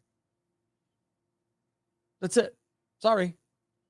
You don't like it? The problem, become a big star. The problem is here. It's not about the profanity, okay? WWE doesn't really need profanity. Like The Rock himself, little doses of profanity here. That's what The Rock is known for, okay? He never really used a lot of profanity, but it's not about profanity. And I mentioned this on Sunday, and I mentioned this again last night. It's about the fucking television time that we've been given with Rock, Cody, Seth, and Roman. How many times have we seen them in the ring together at the same time outside of the Vegas press conference? Once. Let me ask you this question though. Where has The Rock, what does mean more to you? What has stuck out to you more? The stuff that Rock does on TV or the stuff that he does on social media? The stuff that he does on social media. That's done by design. That is 100% done by design. Well, then you got people asking, well, why can't Cody cut a promo on social media? Why can't Seth cut a promo on social media? I mean, they could, but again, and I don't want to be a fucking dick or a conspiracy theorist here, but Dwayne's not going to allow it. He's just not going to allow it. And that's the problem. That's the problem with this fucking article from SE Scoops. The problem is not the profanity. The problem is Dwayne doesn't want anybody to upstage him. He doesn't want Cody to cut a promo on him face-to-face. He doesn't want Seth to cut a promo on him face-to-face because Dwayne has a fucking fear of being upstaged again. That's the problem. You don't say. I told y'all not to mess with Dwayne. Everybody keeps doing it. There's a reason why The Rock does these promos on social media. He's not face-to-face. It's completely scripted. All this other stuff. Because he knows how to capture an audience and he knows how to control the narrative. How do you tell a story when he's the only one involved? I told y'all not to mess with Dwayne. How do you tell a story when he's the biggest star and everybody else looks like a fucking speck on the map? How? I told y'all. Nobody wanted to listen, though. Nobody is getting over at the expense of The Rock. Well, maybe he should let Triple H run the fucking show. Yeah. Okay. Sure. Again, all this stuff was done by design. It captures more interest. It makes The Rock. And again, what did I tell y'all 4 weeks ago? I said The Rock is making Cody and everybody else look so insignificant, and he makes Cody look like a waffler, like a little bitch. And now Cody had to take his balls and throw them against the wall, because at this point in time, the shit that Cody was doing that was working wasn't, because you have another guy on social media and on SmackDown lighting him on fire consistently and making him look like a baby back bitch. And that character could only take so many bullets before they're like, shit, I'm dead. All right, let's jump into Cody's promo. Cody, honestly, in my honest opinion, I thought the promo did what it needed to do. It accomplished what it needed to accomplish, right? Mm-hmm. So I look at this promo, I'm listening to this promo, and he's using 3 curse words in the entire thing. He used bitch, he used asshole, and then he said Dwayne has little dick syndrome. Mm-hmm. So I'm like, all right, Cody, his character doesn't really fit that mold where he's going to be brash and he's going to be out there and unadulterated, right? He had to, but at the same time, this man has been castrated for weeks and made to look like a fucking bitch on television while he's crying about Dusty and his mother and his daughter and his wife and his fucking dog for weeks. Then he comes out and all of a sudden he gets angry. All right, but bro. he did. All right, Drew, but this man didn't have weeks before this where he should have been angry. Now he's angry. He's a face, JD. And what he didn't do is he didn't cross a line. You saw The Rock called out Cody's mama, his dog, some other things that Cody's done. Cody only called out The Rock. He left his mother and his family out of it, which is a face thing to do. The Rock is taking cheap shots, quote unquote, because he knows that it resonates with the fans. Again, what does a curse word do? Because, I minored in psychology. When you start saying curse words, like if I sit here and I'm talking blah, blah, blah, blah, blah, and I say fuck, the only thing you heard is fuck. It captures your attention. You're like, oh shit, what are you saying? Well, I'm here. Where are we going? What are you doing? Just don't give away my secrets, bro. Come on. Right. All right. So what I'm saying is you understand that. So when The Rock does that on social media, people are paying attention. Off is the direction you could fuck. This guy got slapped in the face. He wasn't angry then? Of course he was. Oh my God, Dusty. Oh, my mom. What the fuck are you doing, bro?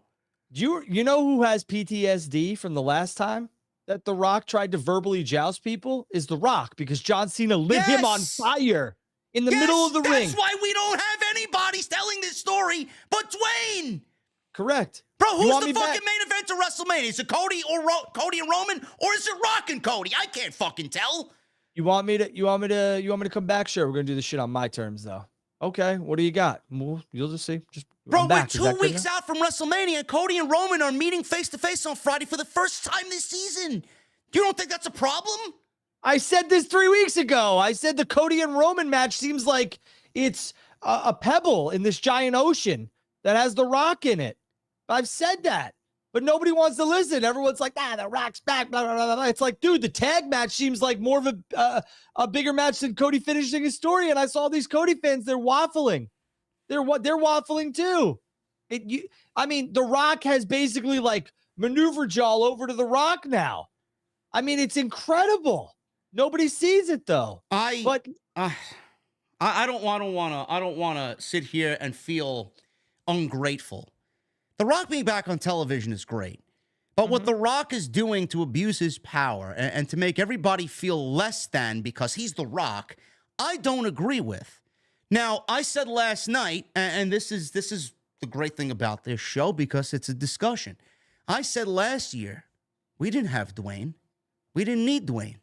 Did we need Dwayne this year? No, we didn't need Dwayne this year. Triple H was completely in charge. I trust Triple H. I trust him to tell a great story going into WrestleMania. And yeah, WrestleMania last year, they had the tag team match with the Usos, Sammy and KO, and Cody and Roman. Great. You know, they had other things on that show that were very good. WrestleMania Night 1 was one of the best shows of the entire year last year. So that's where I fall on that. But we didn't have Rock last year. I went out there last night, Drew, on my Raw post show, and I said, last year's WrestleMania build without Dwayne is better than this year's with Dwayne. How do you feel about that? No. I'm not on drugs, man. I'm completely The main event stuff? No way. Oh, I know you're not on drugs. I'm just saying. Overall, the build for WrestleMania. I mean, sure. There was more emotion there. What draws, dude? Oh, my okay, hold on. Strumming a fucking guitar. What do we care about? The emotion, right? Let's do this. We want to get into it. Bro, I would take. I don't want to cut you off, but I'm going to say this. I'm going to take Sammy hitting Roman in the back with the steel chair at the Royal Rumble and Sammy Roman over anything that we've gotten so far. That didn't happen at WrestleMania. I don't care. It happened on the build to WrestleMania. But where was Sammy? He was fighting for the tag team titles against the Usos, so which then is part of the bloodline. We transitioned into that. We got Sammy breaking away from the bloodline, which was the beginning of everything that happened leading into WrestleMania. I don't feel any of that this year at WrestleMania. You know what we got? We got Rock and everything else, like a fucking, like I don't even know if they're fucking fourth wheels, 8th, 9th, 10th wheel. Roman's a fucking 10th wheel in this storyline. Well, I will say that, that whole thing with Sammy and everything else like that, like Sammy had a ton of momentum where people are talking about we need to make this match a 3-way and everything else like that at WrestleMania. And, if you want to call a spade, everyone was like, wait a second, Cody's not even on the Chamber card. This is bullshit. He's going to WrestleMania. So no, I totally disagree with you. I think this year's WrestleMania, although, put together basically on the back of 2 matches, like I've talked about ad nauseum here. Yeah. That's what it is. And that's what it's done. And you do, but they had to pivot from Punk and all this other stuff. Somebody put in the chat here too that, so I'm praising Cena for, what he did, even though he said he went into business for himself. Yeah, I'm not praising him for what he did when he apologized for saying that, Dwayne doesn't show up and all this other stuff because John Cena wasn't mature enough to understand what Dwayne was doing. What I am saying is that John Cena literally cut the Rock's nuts out from under him with I don't have my promo written on my hand and all that other stuff, and completely lit him on fire. 2 different things.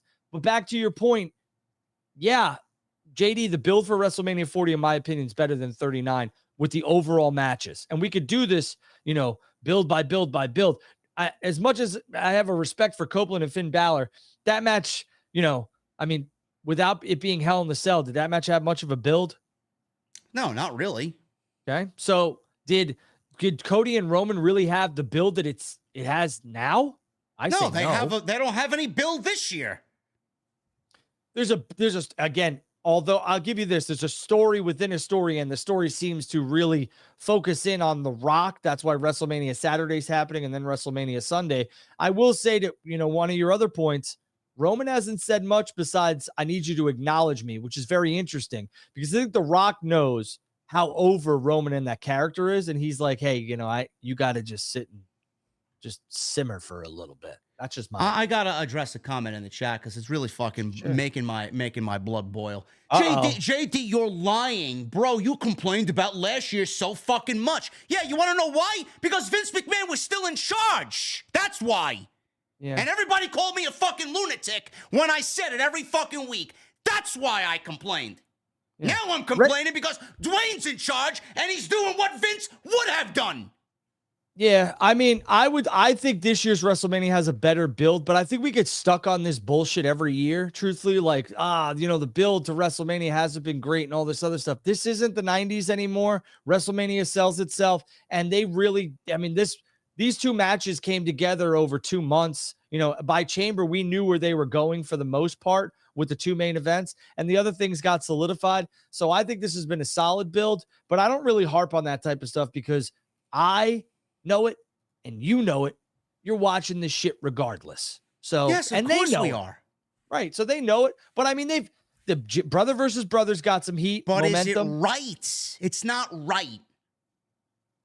I think if you don't change, then you become a dinosaur. And I think WWE has adopted this model that works. Truthfully, they build the PLEs and the pay-per-views off 3 to 4 major matches.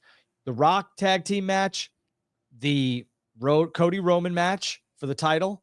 And we have now Rhea and Becky.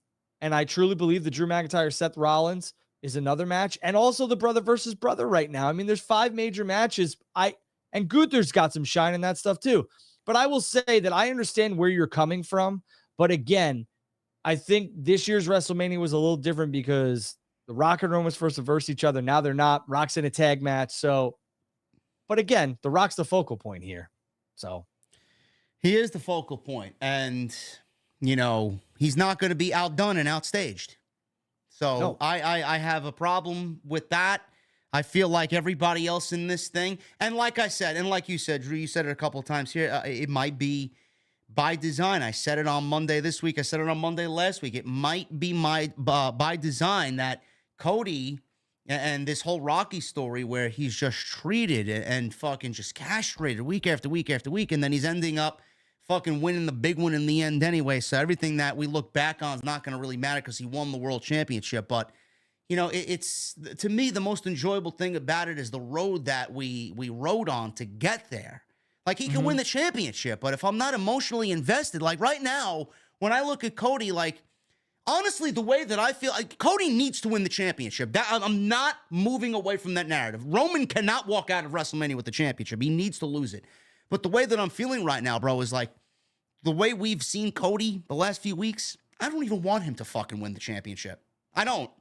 I just feel like they've done so much damage to him, like, I don't even give a fuck anymore. I'm not emotionally there for Cody when I should be, and we can thank The Rock for that. I don't know what else to tell you. I don't know. Isn't that crazy? Isn't that crazy?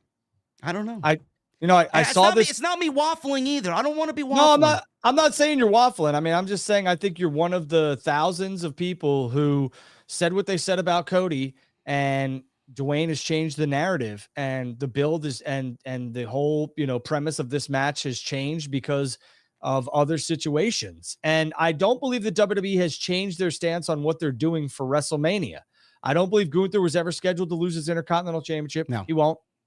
I don't believe that Seth Rollins was supposed to walk out of WrestleMania with that World Heavyweight Championship. He won't. Nope. And I do believe that Roman Reigns was supposed to walk out of this WrestleMania with the world champion, the undisputed championship, and I believe he will. I'm sorry, but that's just where I'm at.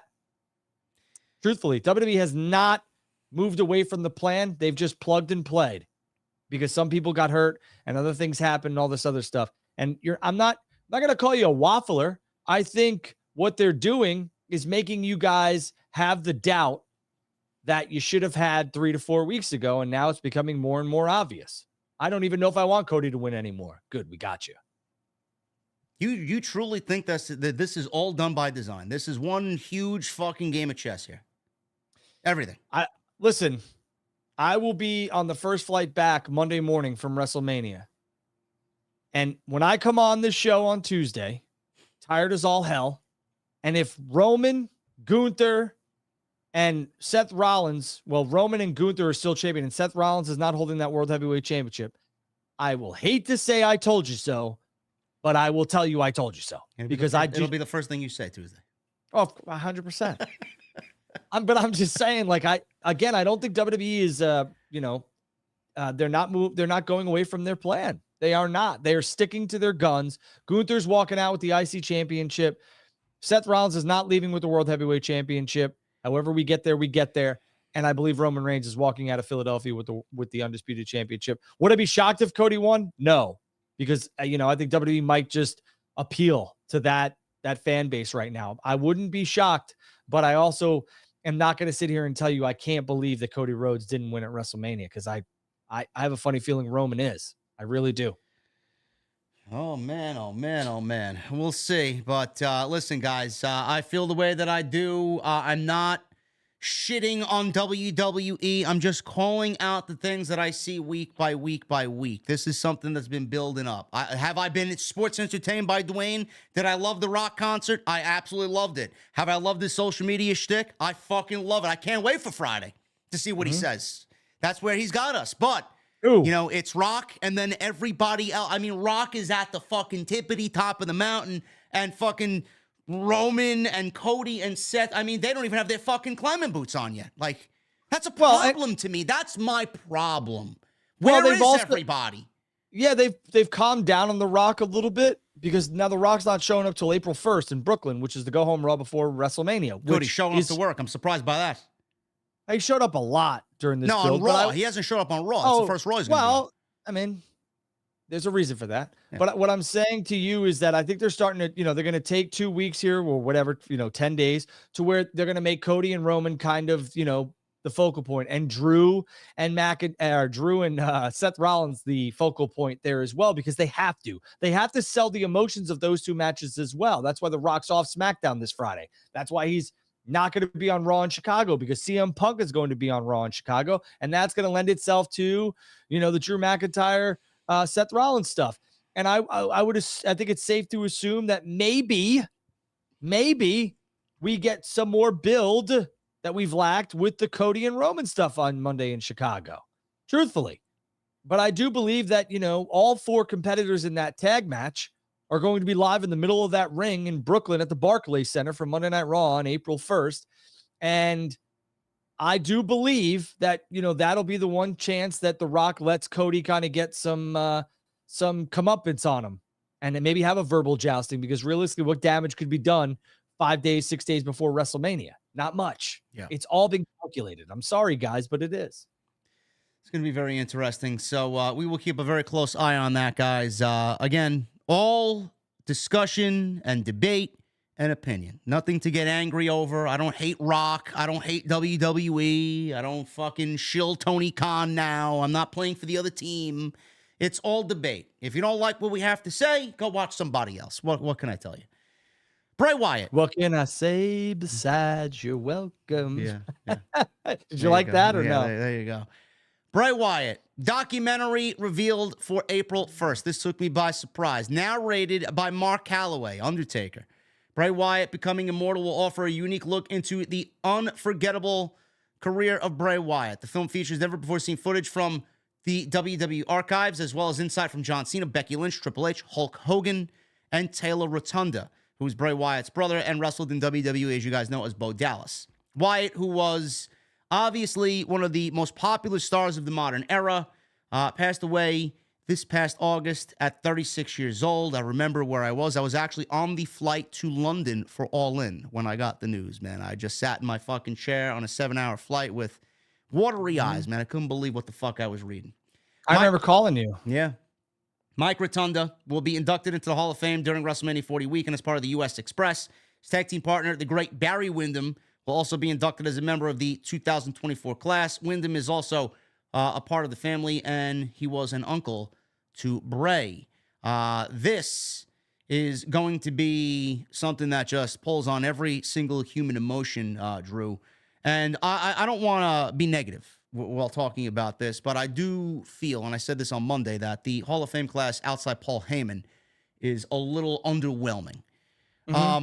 I think everybody kind of expected, or was at least hoping, that Bray would be inducted into Hall of Fame. Is there a possibility that with this documentary, at the end of this thing, they announce him for the Hall of Fame and they were waiting for this to drop and then make that announcement? No. Okay. No, I think the emotion that goes into that Hall of Fame induction and everything else will take precedence over everything else. And with all due respect to Paul Heyman, Philadelphia is the perfect time for Heyman to go in. Perfect place. He's the headliner. He's the main event. And I do believe that Wyndham Rotunda, Bray Wyatt will be the headliner here in Minneapolis for WrestleMania 41. Okay. In the Hall of Fame. And it should be. Bray deserves that. Bray deserves that. Send off. Wyndham deserves that. And it's the, final chapter in his career. And I think it's what should happen, and it will. There's no doubt in my mind that Wyndham Rotunda is headed to the Hall of Fame. I just believe he will be the headliner next year here in Minneapolis. There you go. I'm looking forward to that. Should be one hell of a documentary. That's WWE's bread and butter. And with the interest it's got on social media, it's going to do unbelievable. Yeah, again, The Undertaker doesn't do much. The fact that he's doing that is insane. The documentary is going to be emotional and everything else like that. And I believe there's a lot featured of Joe Gacy, who is a talent in NXT. Yes. And I believe that WWE is going to get behind Joe Gacy fully. And I think this documentary will show you why. Very interesting. One more news and note here that we had talked about earlier that we were going to talk about in this particular episode here. Backstage details on Shayna Baszler, who is working GCW Bloodsport WrestleMania weekend. Now, this is coming from Fightful Select and Sean Ross Sapp. Josh Barnett, who is a mainstay for the Bloodsport brand, has been trying to get WWE stars on Bloodsport for some time now. Barnett had previously inquired about booking Jessamine Duke during her time in WWE's developmental system, which never materialized. Further helping matters, Barnett is said to have a long-standing relationship with Triple H and personally called Triple H to inquire about Shayna Baszler. More WWE stars are said to be announced in the weeks to come. And outside of WWE's relationships with British wrestling promotions like ICW and Progress or American indies like Evolve, WWE rarely allows signed talent to work independent shows, especially ones like Bloodsport, where AEW talent like Jon Moxley will be booked to compete. Now, Fightful also clarified the nature of GCW's presence at a box suite during WrestleMania some years back, which resulted in former WWE executive Stephanie McMahon posing for a selfie with GCW owner Brett Lauderdale. Jersey Championship Wrestling co-owner Orange Crush rented the box, and McMahon is said to visit each box regardless of who occupies them to thank them for investing in WrestleMania. Both WWE and GCW are said to be in good spirits over the jokes that Lauderdale and GCW talent have made about their partnership between the two companies. Now, I read this, Drew, and I'm like, this is great. It's not something that we're banking on happening every year, but I said Triple H obviously is doing things different than Vince McMahon did them, and Shayna Baszler doesn't really have anything going on right now on Monday Night Raw, so for talent that doesn't really have a role in WrestleMania for WWE, this is a great thing for them to find work and get their feet wet and have them feel a part of the overall WrestleMania feel with them being there all week long in Philadelphia. And I honestly feel like it makes the roster a little bit more happy that there's opportunities to be had when, you know, at one point or another, there really wasn't any. I think this is a great deal. I would agree with you. I mean, I think, you know, Shayna fits like a glove here. I think Josh Barnett's Bloodsport during WrestleMania week is smart for Shayna to do it. I would like to see some others get involved in this that have that kind of MMA or that badass type of feel. So, yeah, I love it. And I think, again, Triple H and others are smart to open the door to other promotions for things that make sense. And this makes sense. I also believe that maybe Matt Cardona is on his way to WWE, and this was kind of like a, hey, I know this is one of your big guys here, but we're going to bring him in, and we'll sit here and, you know, we'll give you Shayna Baszler and maybe somebody else for one of your shows. That's just what I think. Yeah, I mean, that would be great. Cardona is long overdue for a return. Baszler, by the way, is going one-on-one with Masha Slamovich from TNA. So that is going to be one hell of a match. Masha is fucking incredible. So she is going to do some great work there. I don't know who else is going to be announced. I will obviously keep you guys updated on my end as it pertains to that. I already have some people that I know personally hitting me up. Is that on pay-per-view? Can I watch that? Yes, Fight TV. So you guys can watch all that happening on Fight TV. Yep. Any news and notes from Monday Night Raw that you want to address, Drew, before we get into the Super Chats? I know a lot happened on Raw. I didn't really like the show. I know you said you enjoyed the show. SmackDown, nothing happened. I thought SmackDown was awful outside the Rock concert. But what happened on Raw if you want to talk about anything? So I would say that your analysis on SmackDown spot on. I mean, after the Rock and Randy match with Grace, I believe, who did he take on? Grayson Waller? Yeah. That was it for me. After that, we got the announcements.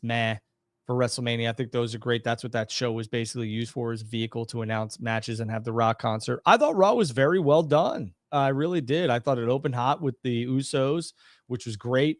I thought Cody in the middle was great with Heyman in the ring and everything else like that.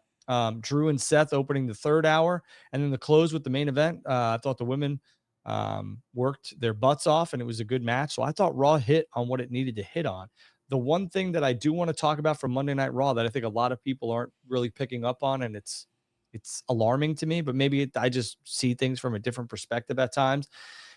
Sami Zayn's not winning the Intercontinental Championship at WrestleMania. And I will tell you that Gable is going to play a factor in that, in my opinion. And I also think that Gable and Sami Zayn are going to have a feud that'll probably last, I don't know, maybe 1 or 2 months. But I have a funny feeling that Gable is going to try and almost like train Sammy, and then he's going to turn on him at WrestleMania. That's what I think. Gable going heel? Yeah, I think so. Who beats Gunther then? A believe- heel Gable? That's a good question. I've kind of stood on this hill. I'm not quite sure anybody is going to beat Gunther just yet. I'll have to wait and see. But I think Gable is a better choice than Sammy because realistically, Sammy's winning his next championship needs to be the world championship or the undisputed because everything else doesn't matter. We've already seen all that stuff. And I've said that a million times. So I don't really care. I do want to say this, JD, switching topics because I know you covered Raw. So we don't, you don't. If you want to touch on what I just said, go for it. If not, people asking me why I thought it was a bad show. I don't know why I thought it was. It just, to me, it was very predictable. The opening match with DIY and Creeds was fucking great. It went 18 minutes. Reminded me of Black and Gold back in Full Sail. I loved it. Cody, he did what he needed to do. I wasn't hot on Becky and Nia outside the last 2 minutes. I thought it was sloppy. The tag team qualifying matches were fucking predictable. A lot of women's presence on the show that didn't really matter. I mean, I didn't care. I just didn't like the show. It's all right, guys. You're going to sleep easy tonight. I didn't like Monday Night Raw. One show. It's all right. Shame on you. I know. Shame on you. Have you caught the Dark Side of the Rings? I have not yet. They're good. I heard about the show because Solid Monster posts clips on YouTube, and I listened to them just to kind of get caught up on that because I'm always interested in.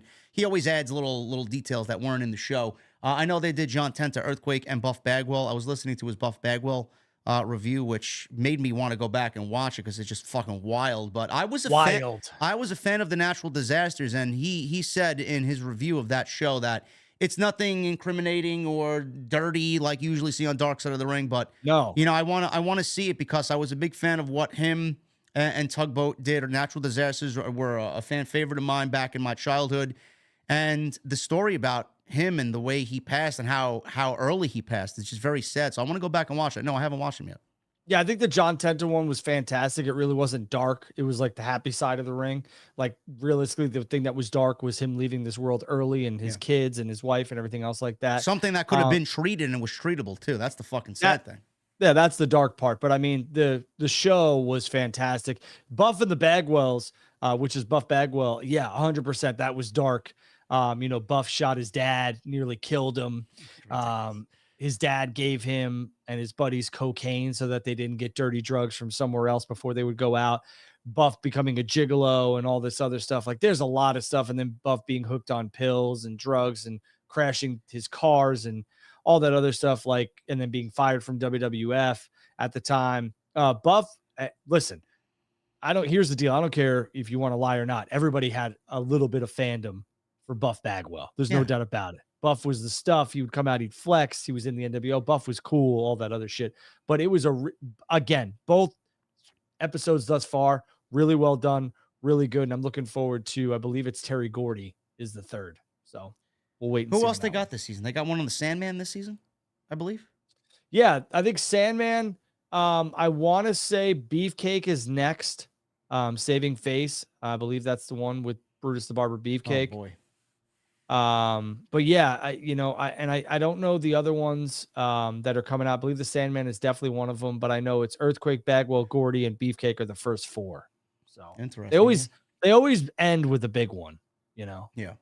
So we'll see which one that is. Yeah, I got to catch up on that stuff. It's usually very good television, but hopefully you guys got everything you needed to out of this episode of TNT. Some really hot button debatable topics this week, and hopefully we gave you the show that you usually come here for on Tuesday nights. We're going to get into the super chats in just Sherry Martell's one of them. So is Harley Race. Nice. I was a big fan of Sherry.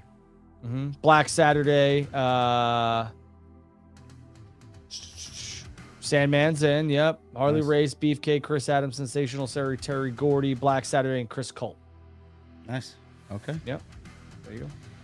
Ladies and gentlemen, thank you so very much for your support. If you have not, please hit the thumbs up. I got 760 likes. Let's try for as close to 1,000 as possible.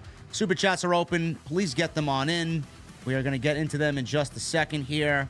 And make sure you guys follow us on the socials, on X, at JD from NY206, and at Andrew Baydala as well on X. Click the link that I pinned atop the live stream chat. Get your tailgate tickets. Drew and I will be doing a live show, meet and greet, and everything else in between on Sunday, afternoon, right before night 2 of WrestleMania. We're going to have a live TNT special there. Get your tickets and make sure you join us for what is going to be a very, very memorable weekend. JD, I've been asked, are Yes. we going to live stream the show? I believe we are, right? I have no idea. I don't know how that's going to be possible, but I might have to figure something out. I don't know. Maybe I'll bring some equipment with me. All right, we'll work it out. Yeah. Otherwise, we'll figure it out. We'll figure it out on our end. Ladies and gentlemen, let's start with the number one guy always who joins us, Michael Krause, with the $2 super chat. Congrats on the 40th episode of TNT, JD and Drew. Thank you, Michael. MGM 97 with a $9.99. Can we stop acting like The Rock hasn't put the work in to earn the status he's at? Well, nobody's really said that, MGM. We all know The Rock's put in the work to be at the status he's at. I keep hearing about an ego. But JD, if you didn't have one, you wouldn't be number one every night. Everybody's got a fucking ego. It's just depending on 100%. Who's bigger than who's. You know? That is 100% accurate. Everybody has an ego, no matter whether they tell you they do or don't. Some are way bigger than others, and some you can't work with. Yep. Because they will allow you to, but everyone has an ego. Michelle with a 5. Not long after WrestleMania, Rock will be gone for 4 months filming. I doubt he'd care what damage he did to the roster since he'll be gone. I know Drew mentioned something about that on social media. Even though he is going to film a movie, you believe he'll be back for SummerSlam, correct? Oh, I think Cody and The Rock are having a one-on-one, whether it's in Saudi or whether it's in at SummerSlam. But yeah, I think The Rock's going to be involved in SummerSlam for sure. Paul Van Tassel with 39 months. Thank you, brother. JD and Drew, in your opinion, what is the best Intercontinental title match at WrestleMania? In my opinion, WrestleMania 3 between Savage and Steamboat. I mean, you could probably mention that match. Most people will probably pick that one. What is my favorite WrestleMania match? That's what he's asking? Intercontinental title match. Oh, Intercontinental. I'm going to go with Razor and Shawn off the top of my head at WrestleMania 10. Bingo. And then if I had to pick another one just because, let's go 3 here. Listen, I'll go Brett and Piper. Okay. That's a great one, too. Dark horse pick for me, Shawn Michaels versus Tatanka, WrestleMania 9. That's a good one. It's a great match. It's a damn good one. I'm trying to think of one off the top of my head that was like, I like the Jericho Angle.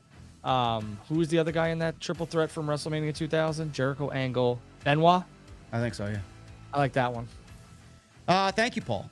Miles with a $4.99. Fellas, if you could only have all championships be retained at WrestleMania 40 or have all championships change hands, which one would you pick?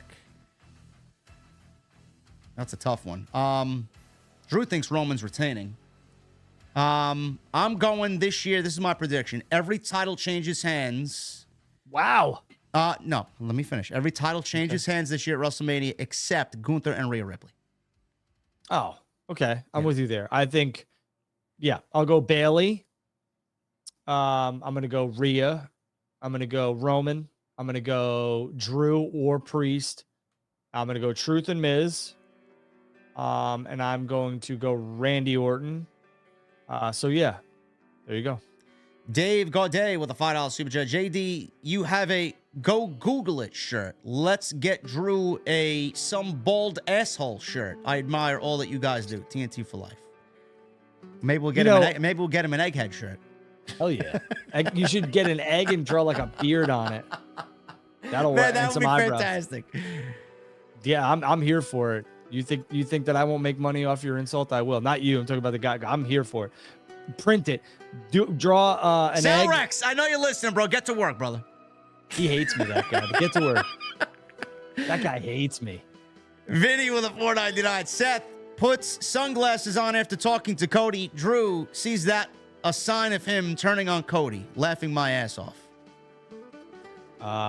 Okay. I didn't say that, but what I'm saying is like there's a lot. How come Seth and Cody weren't wearing their American Nightmare? What was it? Freaking Nightmare shirts. I also don't know if Jimmy. I don't know if Jimmy and Jay are really after that match if they're not going to shake each other's hand and hug each other, and then what? And what happens on Sunday? Bro, I just got a text from Salrex. He's like, egghead with a beard in progress. Bearded Humpty Dumpty. Yeah, that guy hates me, so he'll definitely make that shirt. Go ahead. Have at it. Vinny, thank you, brother. Lewis, before I look forward to smoking a cigar and listening to two of the best on Tuesdays, TNT and OTS for life. Lewis, thank you, brother. We may actually stop by for a drink. Lewis, Drew, says he's got the best air filtration system that you could possibly get for a cigar shop. Okay. Yeah. Here for it. Thank you, Lewis. Marty M with a $5 super chat. What if Priest cashes in at Mania on the only guy that has cashed in at Mania? I mean, it's something that nobody's really talking about. I could see it happening, for sure. Michael Bertoni with a 5. What's up, JD Drew? Can I ask for prayers for my wife and her family? Her grandmother passed away a few days ago. Also, keep up the great work, guys. Absolutely. Thoughts and prayers go out to you and your family. Michael, I want to see everybody in the chat. Prayer emojis for Michael Bertoni. Sorry, brother. Thoughts and prayers are with you and your family.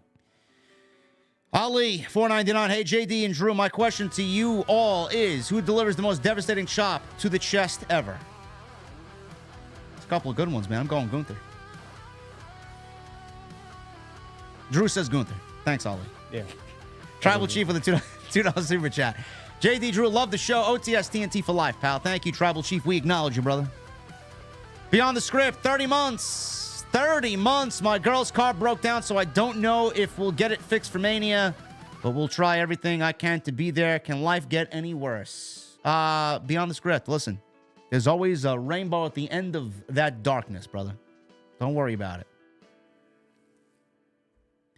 Chris with a $4.99. What's up, gentlemen? Great show tonight. Apparently, Taker said in his 6 Feet Deep podcast that Vince didn't want to do Sting versus Undertaker. I don't doubt it. Sting was not a WWE creation. Why would Vince want to do it? Beyond the script with the $10 super chat. As long as AEW stays consistent, I think they will get past 1 million viewers. Stay on the path, Tony. I think Tony should cut Rampage and Ring of Honor and stack Collision. I wouldn't say cut Ring of Honor. Ring of Honor needs to stay Ring of Honor and away from everything else. And Rampage, Rampage, by the way, is live tomorrow night. We got a 3-hour Dynamite, realistically, tomorrow night. So it's going to be a long night. When are you going live? Right after Rampage. So like 11 o'clock Eastern time? Yeah. Well, what do you think I do it for Raw? God damn. Okay. That's whatever. You know what? I can't get a Here's the Deal shirt, but we're going to get this stupid egghead. I'm only kidding. Let's get it done. I'll wear an egghead shirt. So will I get a beard and some eyebrows? I'll do it. But, we could have gotten this Here's the Deal stuff, but, the guy hates me. Let's make the egghead shirt. Go for it. Swazi with a $1.99. We are in the cinema era. Bloodline is greater than. Yeah, Jey Uso said the Bloodline stuff is going to last another 3 years. We'll see what happens there. Boy, that's a long time. Yeah. We didn't touch on this from Raw. And quickly, do you think they're introducing a new Bloodline member on SmackDown? What would give you that impression? Well, Heyman asked for Cody to be alone, and he said Roman Reigns will be alone. I didn't even think of it. It's a possibility. Mm-hmm. Who is that? Lance on a white? I don't know. I'll have to wait and see. Demeter Bullion Doggy with a $7.99. Mr. Bebe, Della the fella, your beard is like the Viking Raiders. Champa, my wife, you look like Rusty the 414G. How you doing, bro? You the man, JD and Andy. Right. Rusty, what is it? Rusty the what? Rusty the 414G. The 414G. I don't know, man. Word. Sorry. I don't know. Listen, thank you, man. Thank you. Michael with a 5. I'm loving the con world today in wrestling and sports. My Pittsburgh Steelers also got GM Omar Khan making moves. Listen, the Steelers did well with the quarterbacks. They're paying them next to nothing, and they have two people who can absolutely play that position. I like Justin Fields. He's a dog. Jorge with a $4.99. Possibility MJF to WWE. It's highly likely, man. We'll see what happens, but he's not going anywhere anytime soon. Yeah, not now. DDP posts hinting and maybe a recent interview. MJF costs Cody or helps. No. Come on. God. I'm going to go. Come on, guys. Come on, guys. Thomas with a 5. AEW lately reminds me of seeing a movie with lots of action and explosions, but if the movie lacks character, development, and story, then it would suck. It's a good way to look at it. Yeah. Also, Thomas says this is probably not going to happen, but How would you guys book Sting versus Undertaker for one more match? Draw or who would win? Keep up the great work. I'm not doing it because Taker's got 2 repaired knees, and I don't trust Undertaker in a match right now. Maybe 10 years ago. You know, if they do the cinema type of stuff, Yeah. which they've gone away from, it definitely could happen. But I agree with you. I think, you know, it's past its prime now. Swazi with a $4.99. Cody is just not as talented as the final boss. It's just that simple. He's the biggest actor in Hollywood for a reason. Roman will pass Hogan. Well, Drew apparently thinks so. I don't know if he's going to pass. You know, again, who gives a shit? No, I don't care. I seriously, do you think that people sit around and they're like, we passed? Nobody gives a shit about stats. Eddie Hazard with a $4.99. Winter is no longer coming. It's officially over. In the style of Tony Schiavone, it's spring. Happy 40th episode of TNT. Thank you, Eddie. M. James with a 5. I'll be at Dynamite tomorrow, and when Mercedes was announced, over 2,000 more tickets were sold, and it's now looking like a sellout. She's a draw 100%. Yeah, she's going to do well for them. Don't listen to online criticisms, man. They don't know shit. Yeah. Jamel Turney with a $4.99. Drew, Rock, and Roman literally told Cody if he loses, he doesn't get another chance.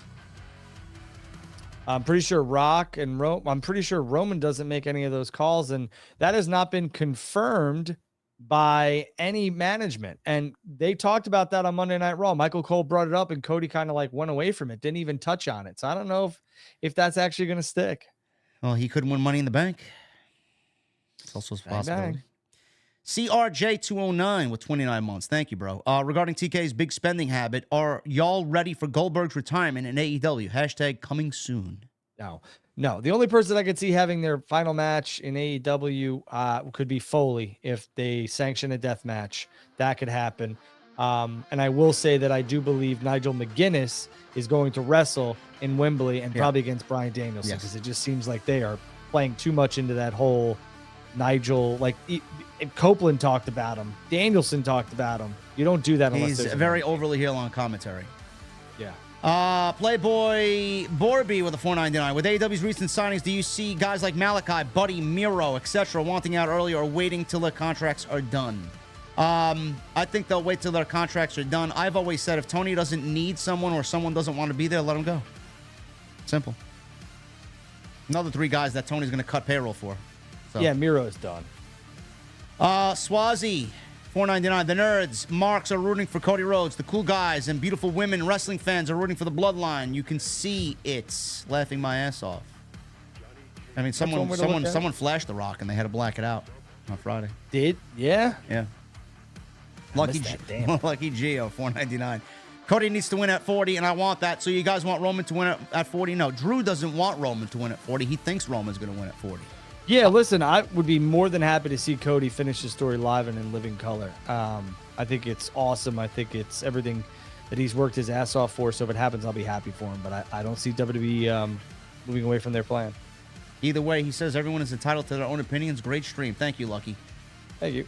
Kobe, $1.99. No message. Thank you, Kobe. Peter Pacheco, $2 super chat. Cody wins during celebration. Damien cashes in. No, Damien's not cashing in on Cody. No. Yeah, no. Drizzy Drew with a $1.99. Have you played Helldivers yet? Dope game. I have. It's very fun. Stephen Brewer with 14 months. Congratulations on 40 episodes of TNT. Cheers to many more in the future. Thank you, Stephen. Kobe with a $1.99. The tag team match is going to tell all. It will. We'll see if Rock still has it. Salvatore, $2 super chat. Hey, JD, did you see Matt Hardy was at Raw? Yes, he was just there because Rebby had friends who got them into the building. That's all. Sure. MGM Ballin with a $4.99. I would like to separate myself from the other MGM, Shilling Dwayne. Great show, gents. Thank you, MGM Ballin.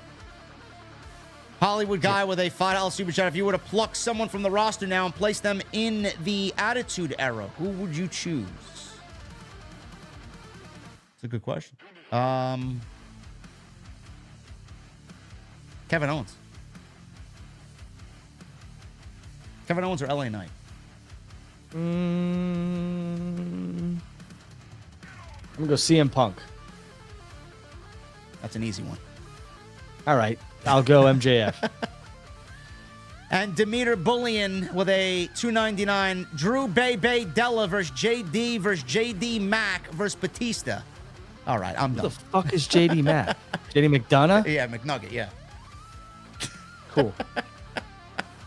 Anyway, guys, listen, I'm getting the fuck out of here. Drew, you got any parting words before I get out of here? Humpty Dumpty, let's roll. Make that shirt. Egghead, whatever it is. Egghead 316. Egghead 316. Thank you guys very much for all your support. We will be back next week with episode 41. Make sure you get your tailgate tickets on sale now. Link is pinned in the live stream chat. We'd love to meet you. Come out. Philadelphia, Drew and I will be there. Festivities to be had WrestleMania weekend. Follow us on social at JD from NY206, at Andrew Baydala on X.